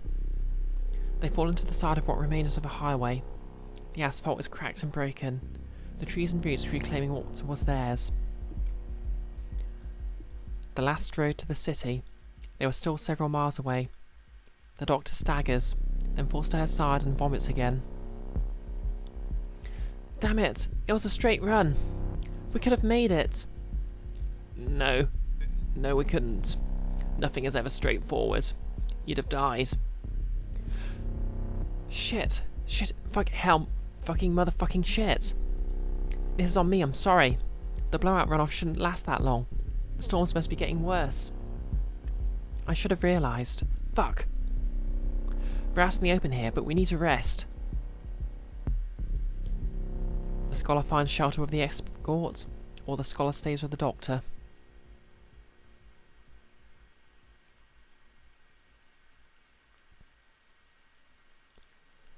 I'm gonna go find shelter. I'll be faster on my own. It's still dangerous out here, though. The closer to the city, the worse it gets. If I'm not back before sunset, you're gonna need to go on without me. God, we'll die on our own down here. You need to come back alive. Besides, I've grown to like you despite it all. Ah, you're too kind, Doc. But those sound suspiciously like last words, and you don't get to die here. The doctor smiles through a grimace, blood still oozing from both arms. Are you sure you want to go back on your own? I don't know what to do. Ain't got a choice, Nerd King. And she's not going to be safe on her own. We're not going to be able to be that reckless again in the city. Ah, shit, I hope this works out. Really hope the zone protects me on this one. Ciao. The escort walks the road towards the city, quickly but cautiously, until they can hardly see them through the trees. Wait, how close am I to the end, by the way? In the distance, the remnants of the city peek above the treetops. The doctor twists her body to look at them. The scholar kneels down beside her, grabbing the bandages from her bag. He searches her medicine pack for chelation agents, anything to take away her sickness. There aren't any. They must have fallen into the sewer stream below. Without anything else to use, he sets to work bandaging her up. His work is imprecise but effective. The bleeding stops at least. She looks pale. Fuck. We got so fucking close. Am I gonna fall here? When the end is still in sight? The irony is so bitter. I can taste it. Tastes like blood and acid. God. God fucking hates us, huh? The scholar passes her his water. His canteen is nearly empty. There's barely a day's water left between them. Thank you for what you did. Heh. It's alright. No, it's not. I'm mad at you too. The doctor turns back, gazing up at him. It's a lack of mirth. A bit of mirth in her eyes. Well, I really must have... Sorry, wrong voice. Well, I really must have fucked up to get you of all people mad. Yeah. You did. We could have made it. I could have made it. She coughs again, blood and silver coming up in her spit. She looks a mess. He can feel the poisoned glow coming from her. Her cells blaze. The radiation eats into her gut as her insides die and reform. Her morphology shifts, permanently. No, you couldn't. And that's why I'm mad, because you're smart and you're strong and you're a fucking wonderful person. I wouldn't even be doing this without you. You don't have an excuse to be reckless. You don't get to be self-destructive anymore. Having that taste in your mouth here is bad. Yeah, I'm getting that vibe. It doesn't just hurt you, it hurts me too. Sorry. No, you're not sorry. I can see that look in your eyes. You're thinking about standing up and jumping back into that hole, and walking all the way to the room by yourself. God. You're right. And you're right to be mad. I'd be mad. Is it weird to say I'm proud of you for being mad? You never get angry at anything. You never let yourself get angry at anything. Even when people hurt you. Even when I hurt you. Maybe I'm changing. Maybe you need to change too. Maybe you're right. Maybe. She tries to shift, to move herself to standing, but the lightheadedness hurts her and her eyes sting, and her stomach lurches and the world burns. She stumbles forward and vomits profusely again, the familiar purging taking hold of her. He steadies her shoulders, holds her hair back. Her arms shake. She falls into him, lying still, her head in his lap. She can't help but laugh a little. It comes out as a croak. He strokes her hair. The comfort doesn't take away the pain, but it still feels more important than anything. Maybe I owe you a lot of apologies. No, you just owe yourself some self-respect. Heh. I'm so sorry I'm being harsh.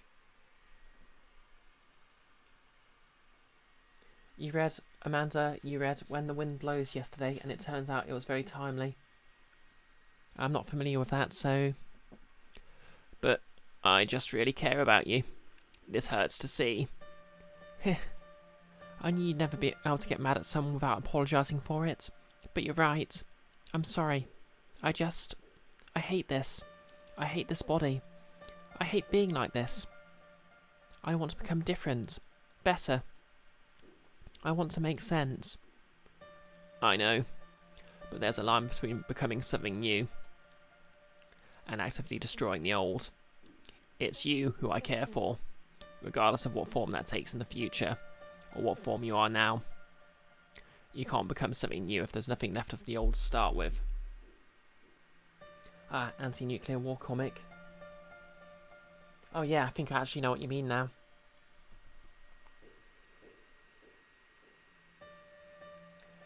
Also a short PSA about radiation poisoning.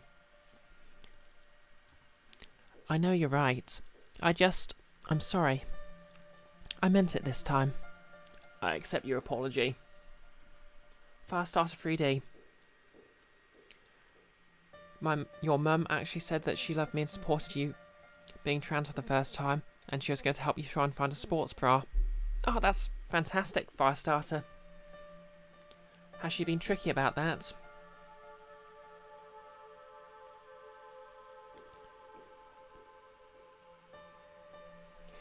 Yeah, I was quite lucky that my mum was quite accepting.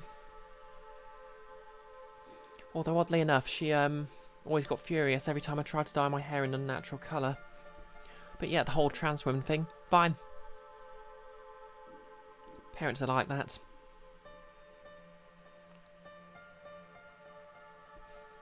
I hope your bra shopping goes well, Firestarter.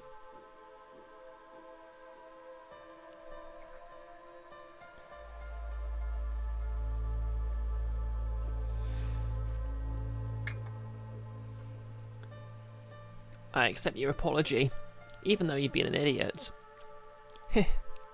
Thank you. They gaze out towards the city skyline together. The sun starts to sink lower on the horizon. Yep, mums aren't always the best, and you do indeed big sister everyone, Amanda. The clouds slowly gather.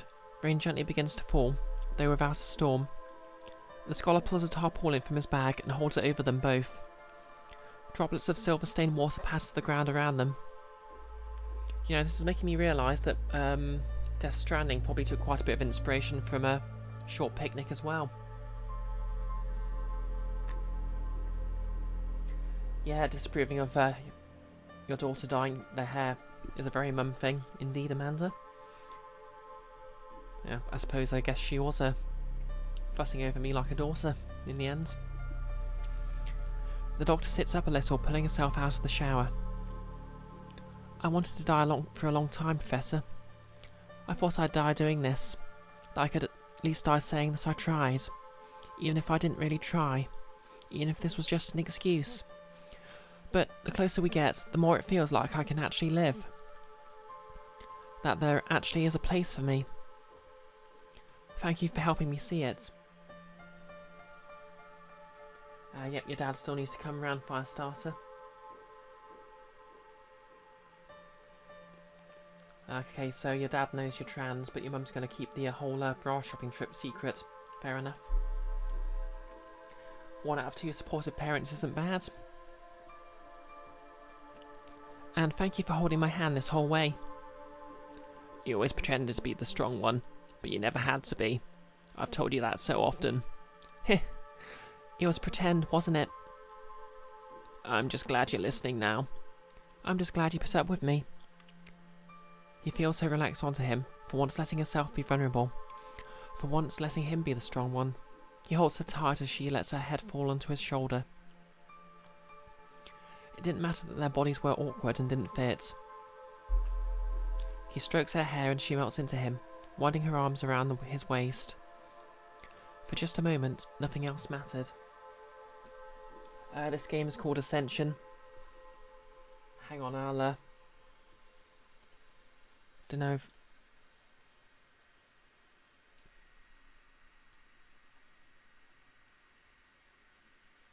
Yep. Don't know if I've got... No, I've got what I had copied and pasted for Discord. Yeah.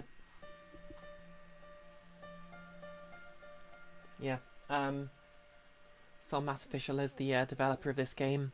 Don't know if she has a... I'm sure she... Yeah, there we go. She has a link to hand there for it.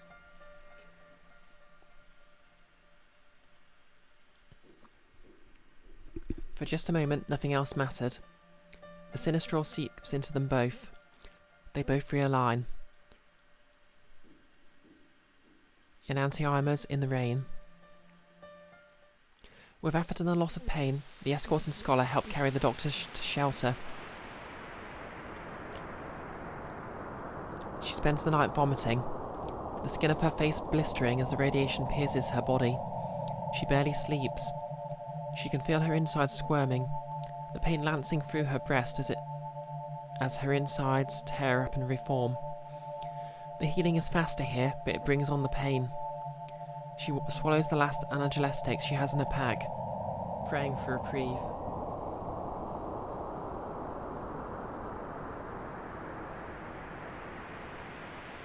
Kiara, when you get a PC, you'll stream it, and until then, you'll be me. Fantastic. Yep, that is some body horror, alright. Good old-fashioned nightmare fuel. Made to original recipe.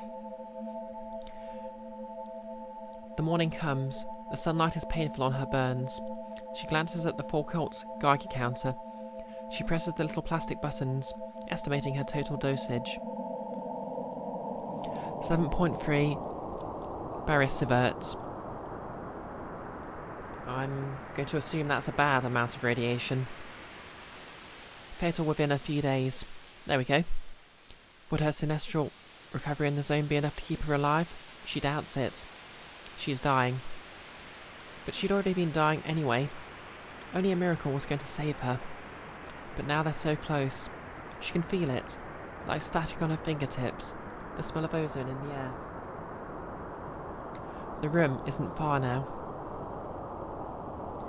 The escort and scholar get up before her, their own burns and wounds knitting over, but not fully recovered.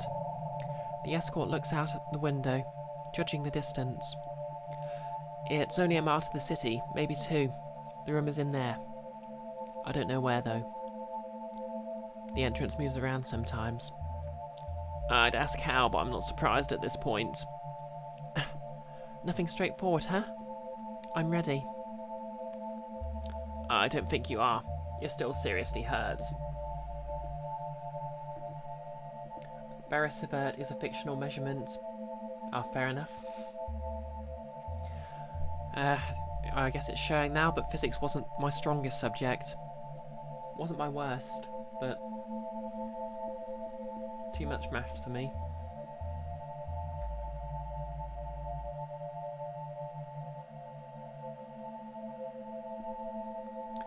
That sounds awful, Amanda.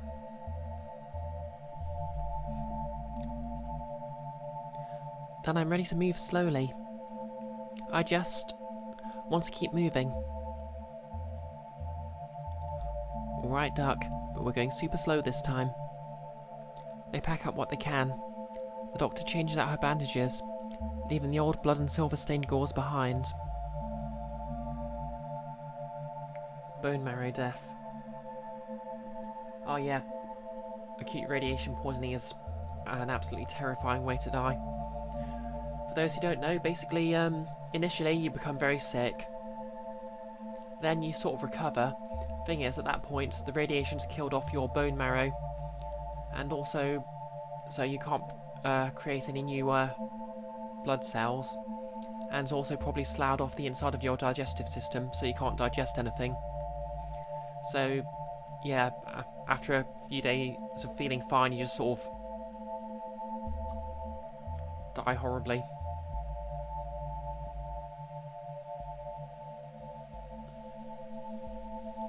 It's actually called the walking corpse phase. Oh, sorry, lost a few viewers there.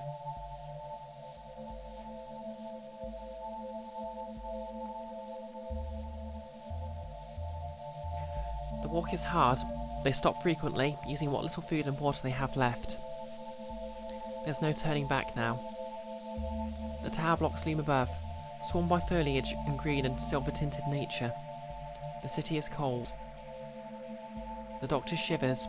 She looks pale and gaunt beneath the dappled light. I have more viewers than you do, Kiara. To be fair, we're like, this is literally an all-time high for me. I think my personal best is 23 viewers at once, and that was when I first started cosplaying Metroid Prime while streaming it.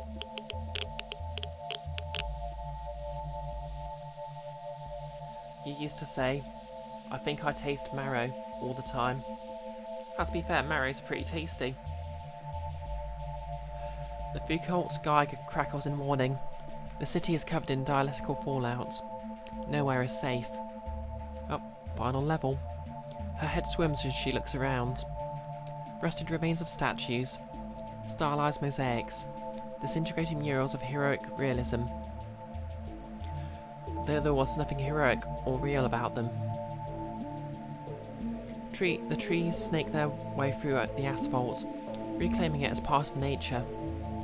A bust of the hierarchy's supposed saviour stood in the centre of what may have been a town square. Half the statue's head had corroded away.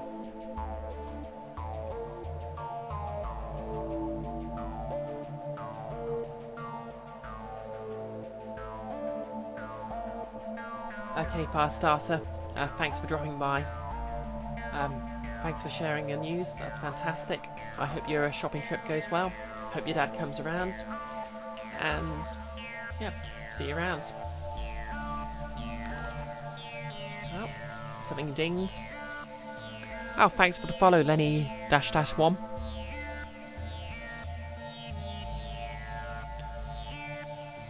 See you, Firestarter. Okay, I'm guessing we're near the end of the game right now, so the escort unholsters their pistol. They directly aim at the face and fire 3 shots. Take that, statue. The Psycho Silver hits, warps, distorts the face. It melts slightly, then a lot. No longer recognisable. The sound of the gunfire echoes and echoes again throughout the empty city. The scholar covers his ears reflexively. The escort lowers the gun. There's an unbridled burning hate in their eyes. For everyone he'd taken away from them. For everyone he'd killed. Everyone he'd let die. Fuck him. I'm not going to argue with that. Fuck him. Yeah. Fuck him. I'm so glad you learned how to swear, Nerd King. The escort looks down at their gun. It sits heavy, weighing them down. They throw it away. They don't need it anymore. They all walk forward. The city itself is dead. The remains of signs adorn the buildings. Houses, shops, schools, even a swimming pool and a cinema or two. All of it lost to the zone. Its nature was slowly consuming it, remoulding it, rebuilding it. Ferris gossypium grows in tufts along the metals. Black bunches of thorns and thistles sit in the cracks of the road, glimmering with silver in their leaves. Where once a neat row of orderly poplars stood between the highways, now they grow wild, untamed, free. The wind rustles the leaves. For once, emptiness didn't feel hollow and gnawing. It felt calm, peaceful. The doctor staggers forward. She breathes in the delicate taste of light and silver. The counter keeps crackling, but she ignores it. For the first time in 20 years, she feels something rise in her. A stillness and discomfort that had been absent since she was a child. It feels like home.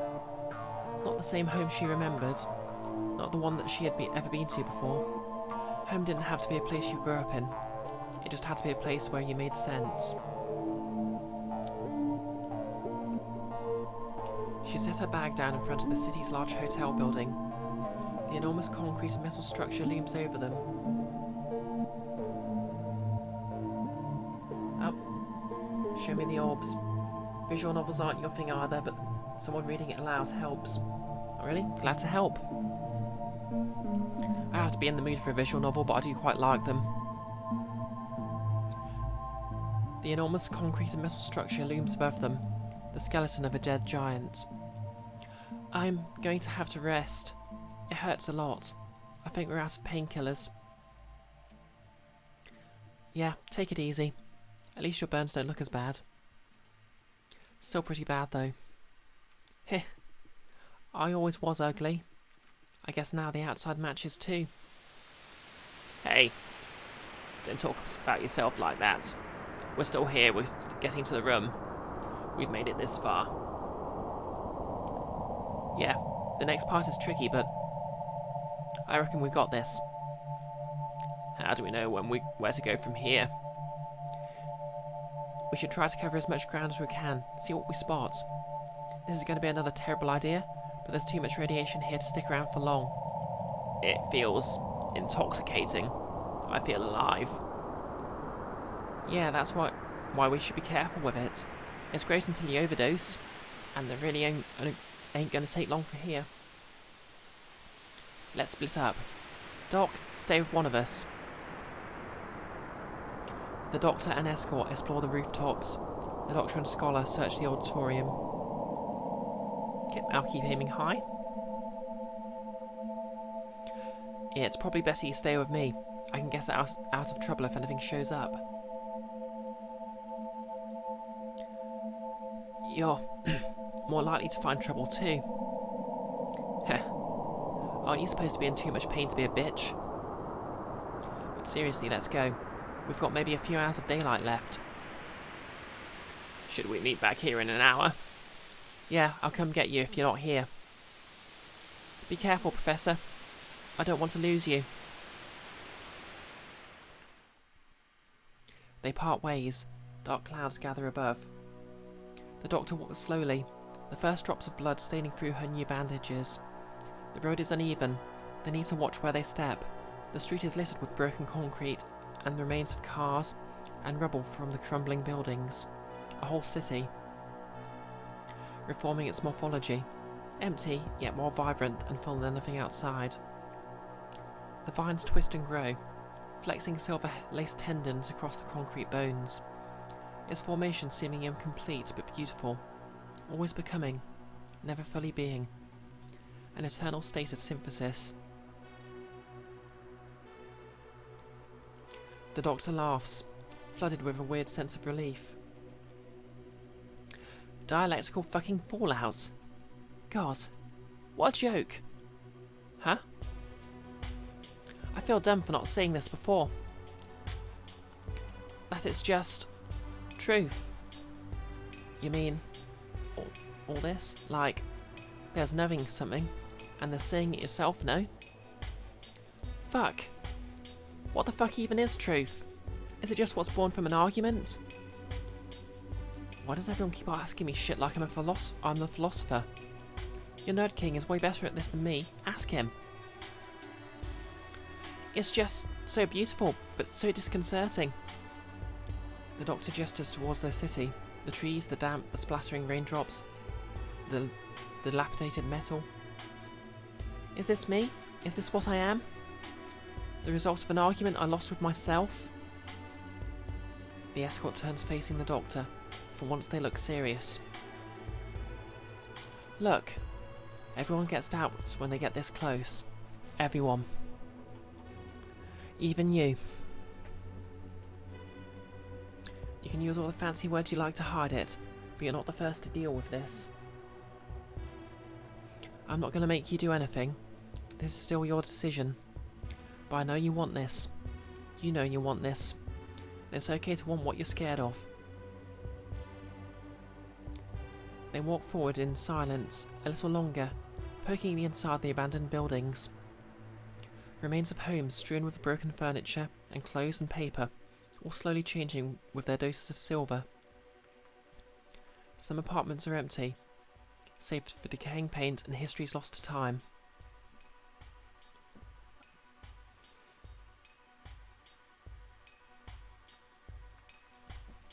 By the way, if Hannah's still in the chat, how much longer is left of this?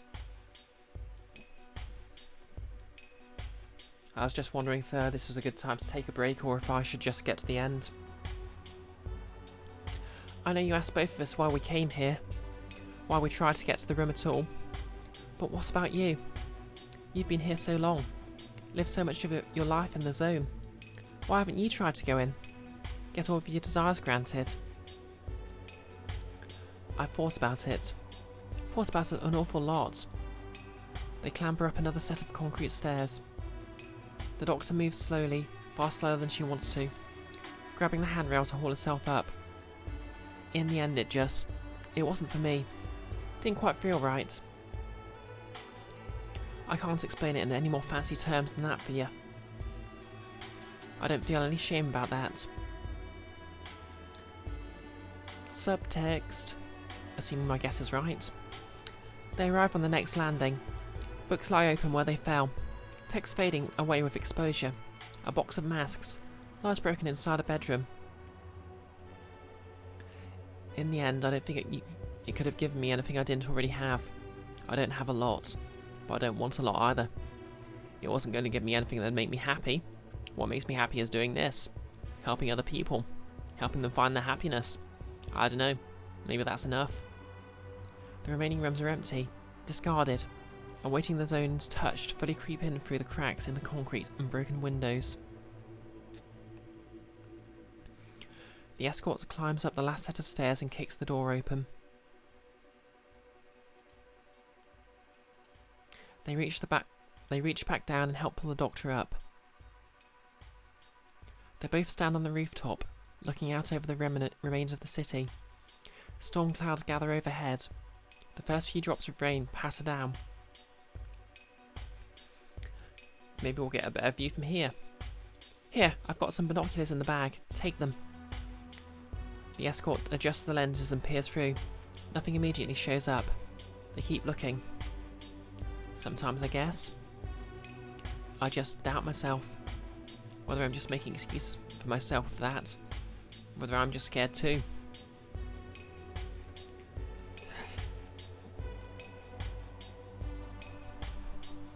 I think I'm happy with my choices, but I don't always know. Is it okay to not always know? I think it is. I hope so. The escort pulls the binoculars down, spotting nothing.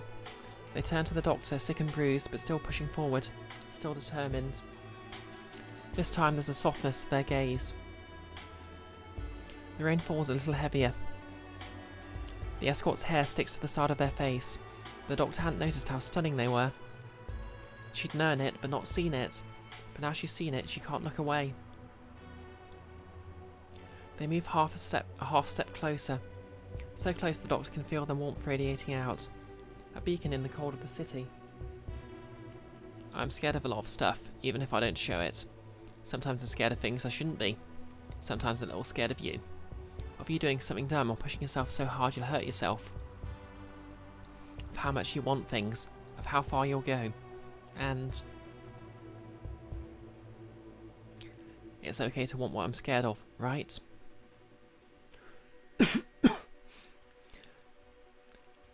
They move closer, so close it aches.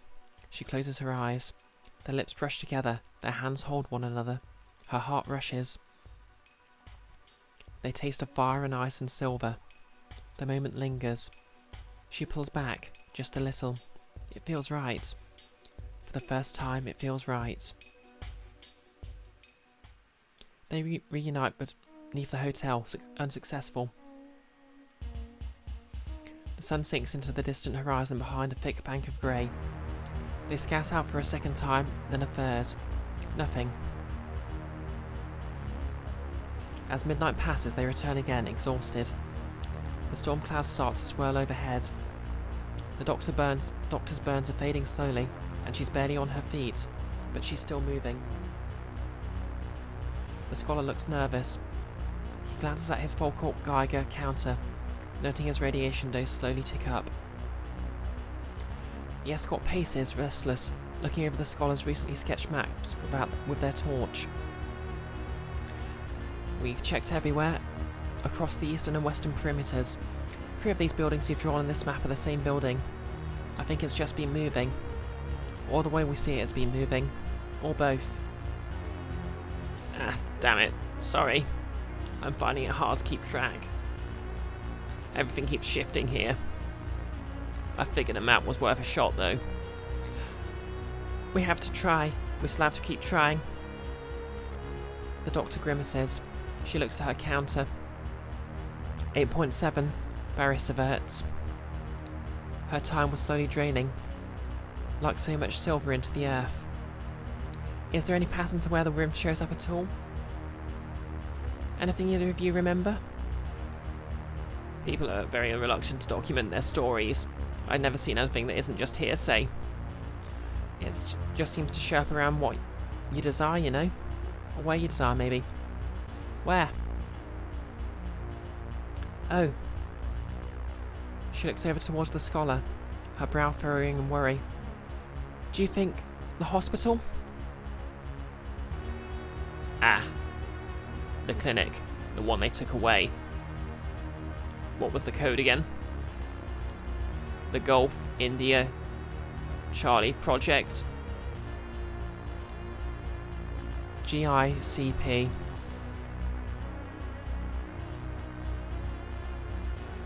Yeah, they put it in the basement ward.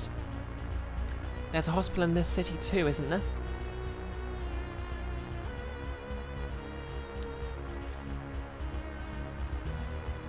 Yeah, it's not easy to get to though. I figured. They move forward, the escort taking the lead, followed by the doctor, then the scholar. The paths of the abandoned city are almost familiar, like echoes of the streets outside, but distorted somehow, reverberating at just a few notes above the right frequency. The rain starts to fall, heavier and harder, weighing them down. The hospital is still a few blocks away, but the radiation starts to burn. It's hard to walk. It's hard to breathe. There's that click. The Foucault counter crackle, then screech. Overhead the clouds grumble. The first rolls of thunder crashing above. The sky grows red. For a few moments the world almost feels still. Then the hierarchy's distant siren sound. Another blowout is here. Oh. Fuck. Oh, this is real fucking bad. I think we might be dead. I think we might be dead. Fuck. We need to run. Now. The aurora glow burns crimson. The world fades to nothing but shades of red. They try to sprint, but it's like running through mud. The world feels thick, heavy, barely lucid. They push forward, but the radiation catches up with them. The doctor puffs, fighting back a wave of nausea, her head spinning. The escort and the scholar slow to grab her, pull her forward, but the radiation starts to hit them too. Old wounds reopen. Blood pours forth. We're not going to make it, Doc. None of these buildings have got enough cover. We need to try. You need to try. Go without me. No, you asshole. We're in this together. Ah, frick, fuck. How much further? Another block. The escort is interrupted by a bolt of red-tinged lightning. It blasts down from the sky, flames burning around it as it strikes the buildings above. They duck to the side, narrowly avoiding fragments of falling concrete and fire. The rain starts to drive down like daggers into their backs. They run. They stumble. They keep running. The sirens keep screaming. Everything hurts. They round the corner, moving as fast as they can. Thunder boils up and over, the clouds burst. Lightning sparks through the air as it burns with the scent of fear and ozone. They see the old hospital building and sprint. Legs faltering and buckling under them as they fall inside. They bound down the dead concrete steps, crash landing on a lower floor. The building shakes and groans, the blowout pulling at its seams. Metal bends and warps. In here! The trio force their way into a dark corridor, shoving the rusted door behind them. Silver leaks in and oozes through the concrete. It drips through and still lands on them. Above the thunder booms again. Closer and closer. Mortar fire coming to wrest them from safety. All their counters show dosage readings more than 20. Fatal in less than a day. They look at one another, all pale, sickly and broken. There's never been 2 blouts in a row like this before. Ha! Goes to show. I'm no fucking use. Don't know jack shit about the zone. Don't know jack shit about anything. I'm sorry. And, just, I really mean it. I wouldn't have let us here if I knew it was going to be like this. Can we get any further in? No, there's too much trouble. This is a dead end. We can't get to the basement. Not from here. Fuck. I'm sorry too. This was a fucking pipe dream. It wasn't worth killing us. Can I also be sorry? What for? Just in general. It's what I do. I might as well go out doing it. I thought that would sound funny. But actually it just makes me sad. Outside, the screaming stops. The booming explosions fade just for a moment. The voice of the siren changes. Not the hierarchy sirens, loud and shrill and terrifying, no. The storm's siren call. It starts as a whisper, a carefree, joyful moment, a call filled with nostalgia for things that never happened. Wonder at life never lived, the taste of a future always in potential. It wants them. It wants them. Don't they want it too? The scholar covers his ears but stops standing, listening. The escort mutters something under their breath, but coughs a barking, broken laugh, almost looking relieved. The doctor stares into nothing, transfixed. They could still win. All they had to do was step out. All they had to do was believe. Old wounds tear, new wounds open. Scars rip themselves to pieces, cells burst. Blood pours down them all, laced with silver, coated in mutation. Morphology changes, bodies reform. The hierarchy's chiral direction was always wrong anyway. They all knew that. Why not reverse it? Isomers changing but remaining themselves. The same but different. Reborn. It's time to become something. It's time to become new. Who will embrace annihilation? The doctor and the scholar? The escort and the doctor? Or the scholar and the escort?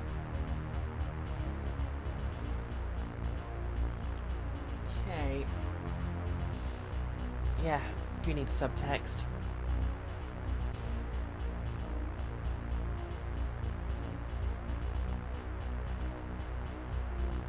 Right, I'm just going to take a quick pee break and grab another cup of tea because my mouth is feeling like sandpaper right now. So I'll just be back in a moment.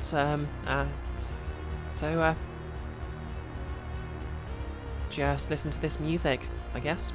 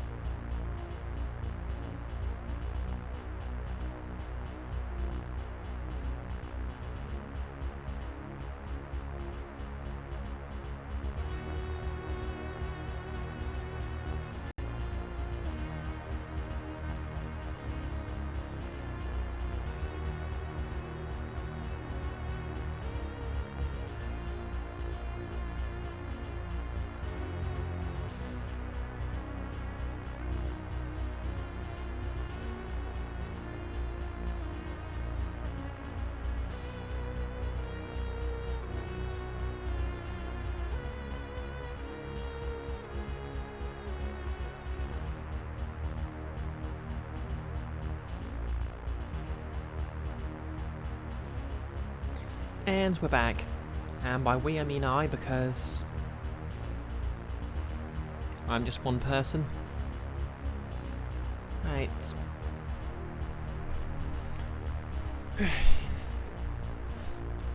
Yeah, sorry about that. I was just brewing my tea and... Oh, thanks, Kiara. Yeah, I went to the loo and then I realised I'd forgot to actually pour the water in the... Oh, thanks, Nailus. I don't have Discord open at the moment, but I'll get back to you when the stream's over.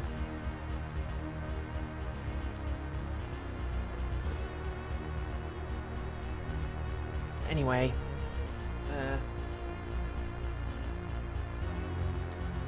this is the final choice, and content warning, it will get a touch steamy, though not in the way you may think.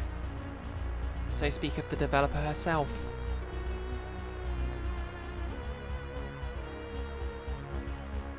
Kiara, you can't spell subtle without SEX. And yes, this is indeed good music. Oh, and Amanda, you got a cast iron teapot. Nice. Okay, I guess this is the final decision, so it better count. So, the Doctor and the Scholar, the Escort and the Doctor, or the Scholar and the Escort.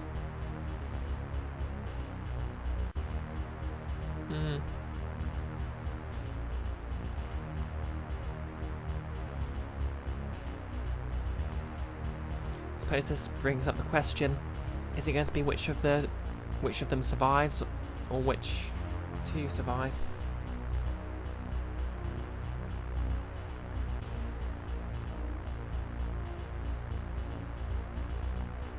Or neither.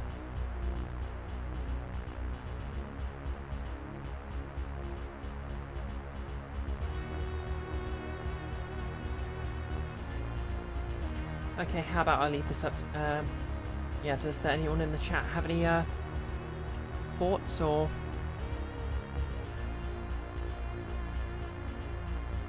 Okay, Amanda says Escort and Doctor.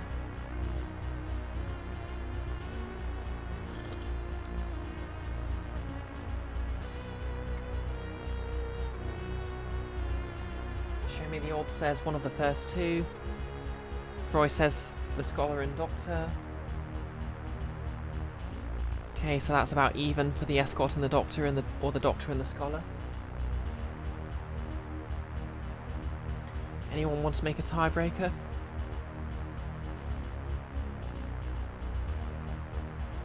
Oh, you know what? I'll just use my handy dandy D20 here. If it comes up odd, Doctor and the Scholar. If it comes up... Wait, if it comes up odd, Doctor and the Scholar. If it comes up even, Escort and the Doctor. No less. Sounds like there's more developments than Doctor. Okay, that's a few votes for the Doctor and Escort then. We'll go with that. The Escort and the Doctor will step out into the rain. The Escort looks back towards the door. They can't move anymore. They can hardly breathe. The silver got down their throats and into their lungs. Their chest feels coated and drowned in liquid metal. And yet, they stand. They walk to the door. The sirens call. The Doctor follows, her arms pouring blood. So familiar. All the scars the Escort ever bore reopened. An armful, another armful. A leg, their chest. This will kill us. Yeah. Let's go out with a bang. And if I die, let my last words be that god-awful fucking pun. That's the way to go. That's the way to go. The Scholar moves to stop them, but hesitates, pausing. He stands aside, lets them both move forward. This is too important. This means too much not to do. They all understand it. The pair step forward into the rain. It pours down in thick sheets of silver.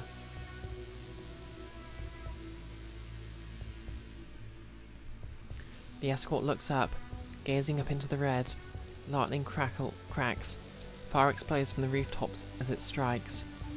They reach out their hand. The doctor takes it, also staring into the bloody aurora. They laugh in relief and pain and anguish as the silver burns and the scars tear and blisters form and their eyes sting and everything just hurts so good. The escort turns, grips the doctor's hair in their small hands. Their eyes meet, fire and intensity and lust and fear and yearning. The doctor relents, her mouth opening in a gasp as heat flushes between her legs. Their hearts beat faster, synchronous. Their cells falter, shifting, shimmering, a mirage. The escort grips harder. The doctor gasps. Scars tear open and ragged skin singed with silver. Poor blood. Yep, this is one hell of a consent warning. Needed. They both stain red, laced with silver. They can't tell whose blood it is anymore. The escort bites their lip, pauses. Is this what we want? The doctor nods a quiet yes, feigning submission, burning with want. Her lips meet the escort's skin as it burns away. Blood, lips and tongues meet. It tastes of metal. Iron and nickel, it scent hurtles and blinds and mixes with the air and earth and rain. The doctor bites down, sucks greedily. She wants. Blood enters her mouth, slips down her gullet, pulls in her stomach as the silver tears holes for it. She moves down, the escort gasps.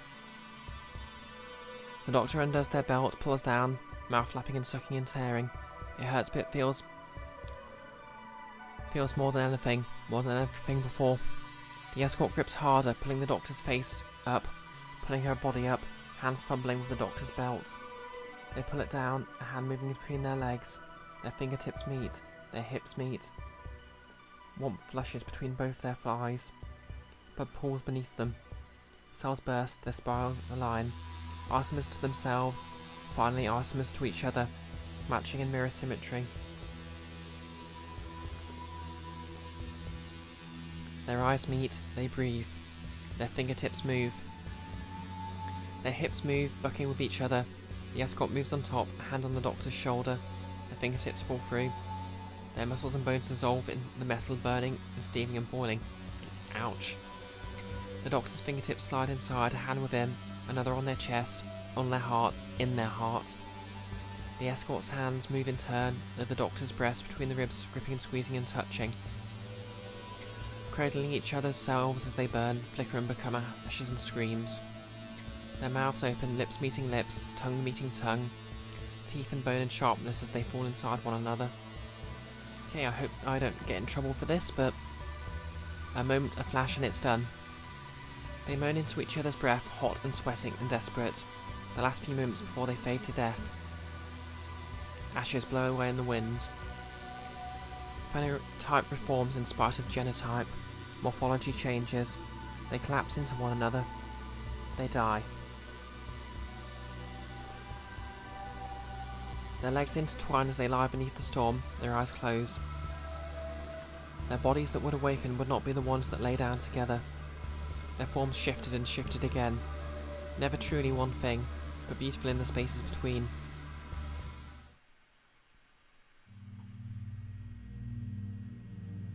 In the manner of speaking, I guess they sort of maybe have something that resembles mouths and eyes. Joe? Out. They awake in the haze of the morning glow. They stagger through the city, silent, covered in green. The red fades as the rising sun burns away the mist. The storm has struck the hospital. The side of the building gapes open as the concrete fell away from the metal struts. To the side, a free path to the basement.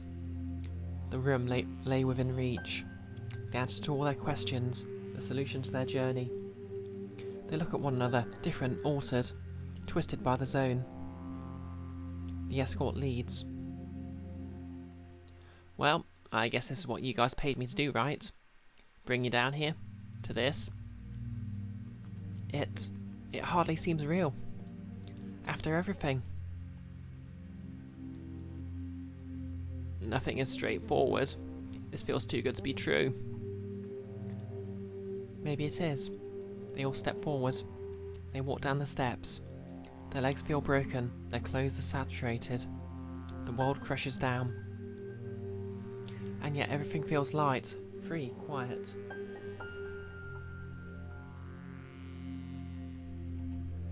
The final moments where everything's at peace.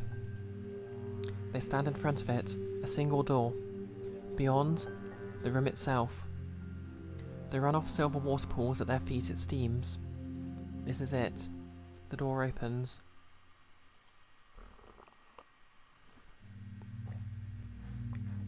The choice is made. There is only space for one in the room, and they all know. They all instinctively know. The doctor steps forward as the escort and scholar step aside. She turns to look at them both, gripping the iron door frame, hesitating on the threshold. Yeah, my guess is Fallout-style ghouls. They've probably been quite burnt up. I don't want to do this alone. You're strong, Doc. Regardless of how I feel about this place, if you feel this is what you got to do, well then you got to do it. No one should take that away from you. No one. I'm sorry. It's okay. You don't need to apologise. This is the right decision for you. And I support you. Fully and completely. This will change everything. For all of us. I hope what I want is the right thing. She steps forward into the threshold. On the other side she walks across a metal gantry. Rusted metal lies under her feet. The grating shakes as she walks, so decayed as to barely hold her weight.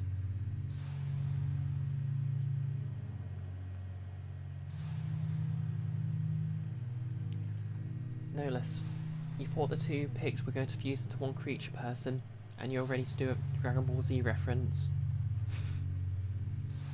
Gotta stay on brand, eh? The door behind her creaks closed. She is alone. She never wanted to do this alone. She had always been a coward at heart. That's why she'd waited so long, right? So long to actually gain the courage and dive in. She flicks on her torch. Ahead the metal gantry extends further than she can see. The dust in the air seems to swallow the light almost entirely. She can barely see more than a few feet ahead. Then, in the distance, a shimmering light dances. Faint at first, but gradually brighter and brighter. The metal groans beneath her as she walks, cautiously spreading her weight as evenly as she can. I want it. Please. I want Ascension. I want to leave this. I want to go home. I want home when home made sense. I want home to make sense again. But the room ignores her words. She feels it, probing, needling, pushing inside her skull. Latching onto desires she didn't want to say out loud. It feels her. It knows her. She approaches the end of the gantry. And finally can see another door. This time ajar, shimmering blue-white light behind it. She reaches it finally, and at last pushes the door open.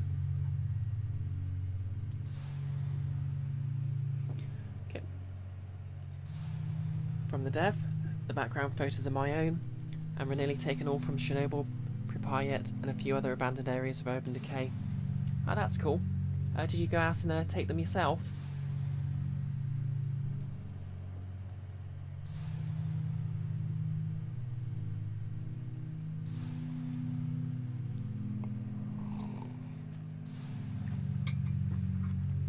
Yes, drinking water ARP.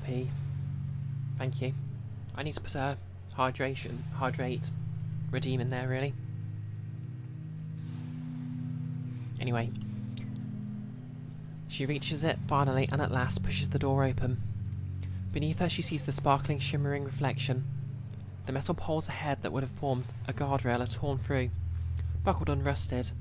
It leaves a gaping hole open to the pool beneath. A lake of brilliant, terrible psycho-silver melted through the floors, accumulating in the vat beneath. It beckons. She stares at it. The mutagenic metal reflects it all. She gazes into its surface and sees her own face, mirrored, distorted. She is still a coward. Her breath catches in her throat.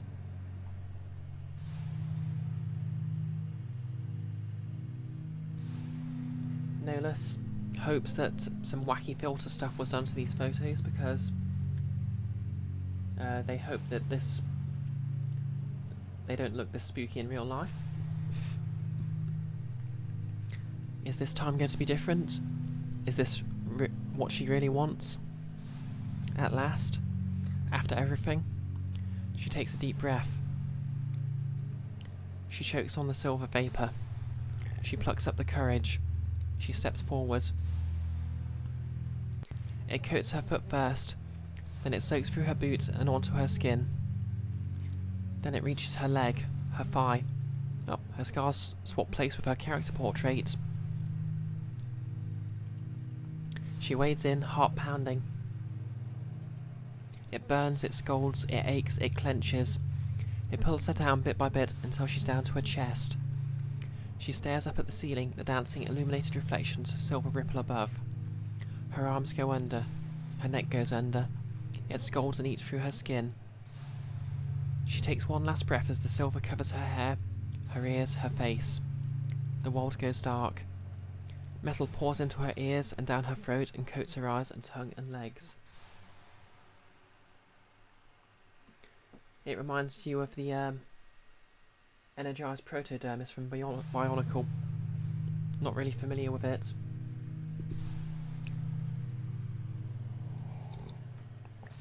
She dissolves. Her skin and muscle and fascia and tendon and bone and heart and lungs and voice and soul falling away and dispersing, and everything fades. The world ends. The struggle is over.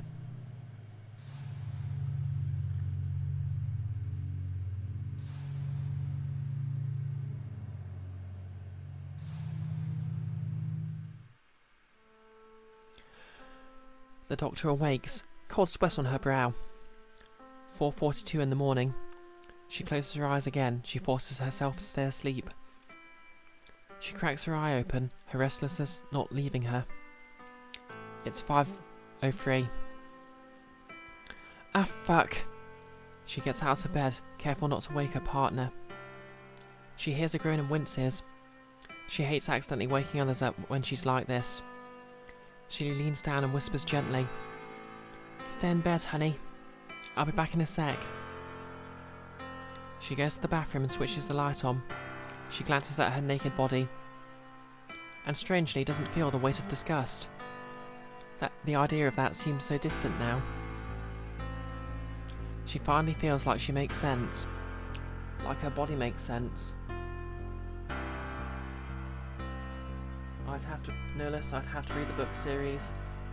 It's a magical silvery atomium that basically does what it wants to whoever touches it, usually destroying or mutating things, but sometimes transforming people into whatever destiny decides they should be.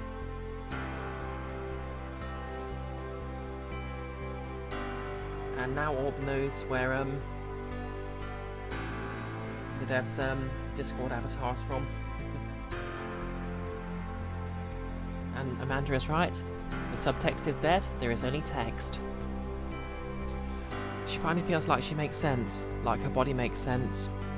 A hand in a matching glove. She looks outside. The distant city begins to grumble to life once again. A new day, a new set of problems. But somehow it seems better than it did before. Like it had a little less hatred, even if it wasn't a lot.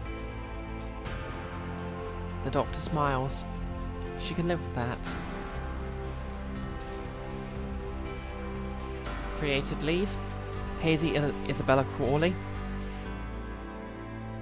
That is she in the chat. Editing, Matt Cox, William Hark, Ragnarox, Jade Belasco, Codex Entry.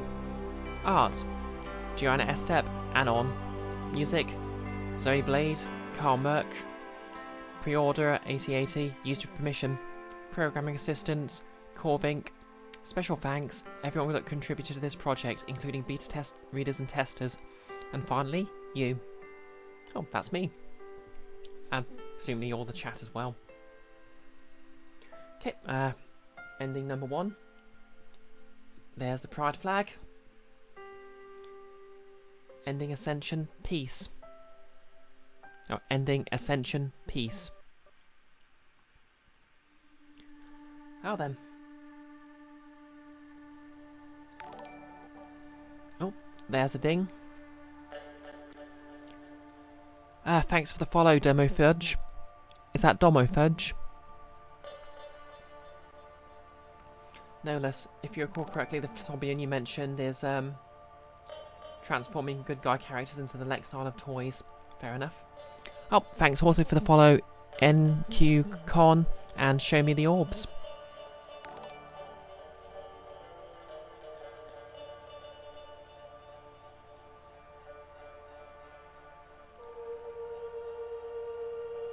Oh, I can say Domo Fudge, I enjoyed that a lot.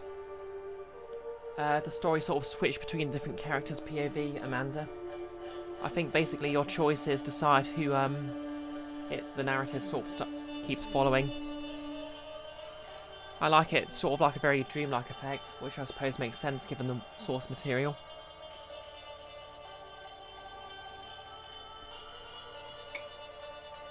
I think I'll definitely want to play the other endings off stream, so yeah, that was a good time.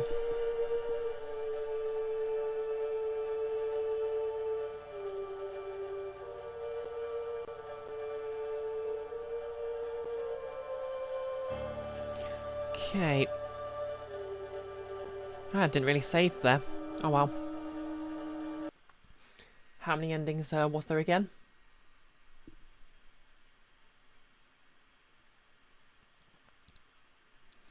Okay, no less. It was interesting. Gorier than the other visual novel you read, which considering the other one was a surprise. Okay, 5 endings, 3 main ones, 1 secret, and 1 early ending. Presumably the early ending was the choice right at the beginning where you could just say nope and nope out of there. Am I to assume the 3 main endings are 1 for each endings? Ah, yeah, that makes sense. So there's that 1 ending for each character and 1 secret ending. Fair enough. Amanda would like to play the Werewolf the Apocalypse visual novel. Oh yeah, that sounds fun. I think there's a Vampire the Masquerade one as well. Although I'm not really that big on World of Darkness.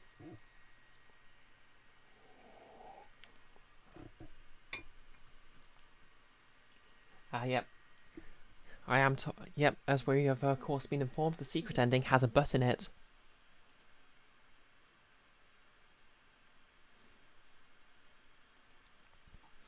So yep, I think I might play that off stream again, just to get a few more endings, because that was a pretty good time. But in any case, I'll just find someone to raid. Okay, just pop a larger picture here, because it'll be kind of rude to talk to you all while I'm not visible. Yeah, this is what I look like today. Yep, that was relatable, alright. Pop that back into performance mode. Yep, hashtag secret butt ending.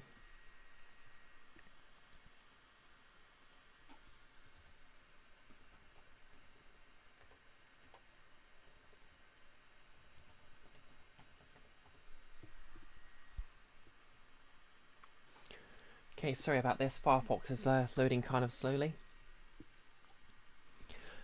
Oh, anyway, thanks everyone for coming today. Yeah, quite glad I streamed that instead of Phoenix Wright this week. Definitely a lot more well, obviously I love Phoenix Wright, but I've played it before, so it's nice to see something fresh. Thanks all for dropping by. Thanks everyone for the follows and the bits. I'll obviously be back Monday with more Night in the Woods. Progress on my May cosplay. Obviously the wig's about to where I want it. I just need to sort of style this. Just need to comb this and style it a bit, and look up how don't know if you use hair gel or what on wigs, so I need to look that up. I've also found a shirt to use as the basis for May's shirt, and I'm just going to put a nice null sign on that.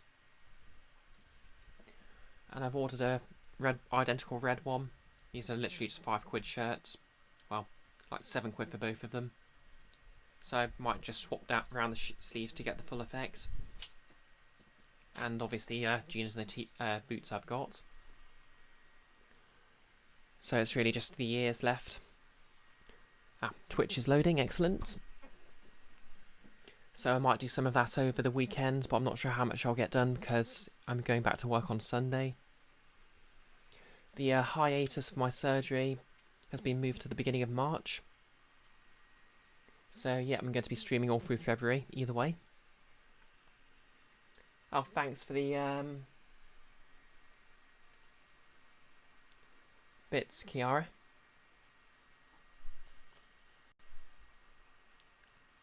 Okay, Frey, thanks for coming by. Hope you have a good night.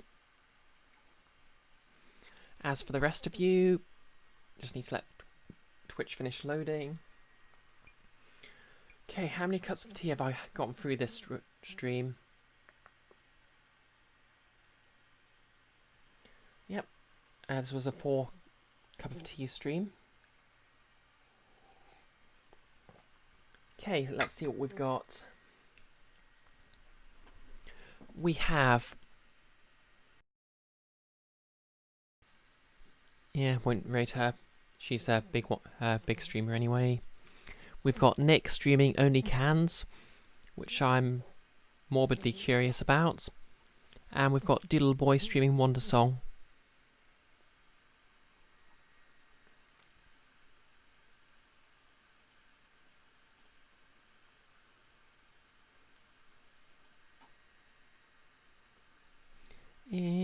Let's raid Google. We'll raid Doodle Boy then, because he hasn't got that many people watching right now.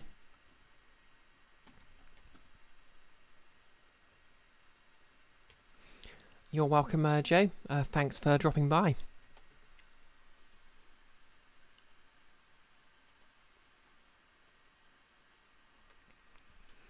Okay, I'll just send you all to Doodle Boy then.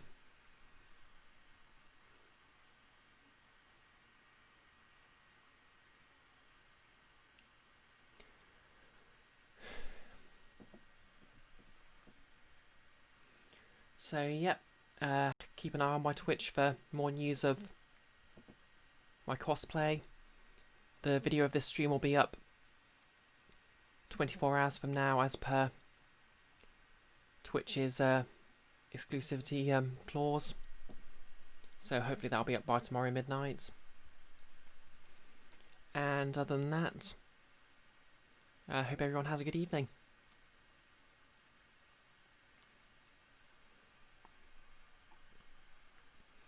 We'll be raiding Doodle Boy in 3, 2, 1, and go.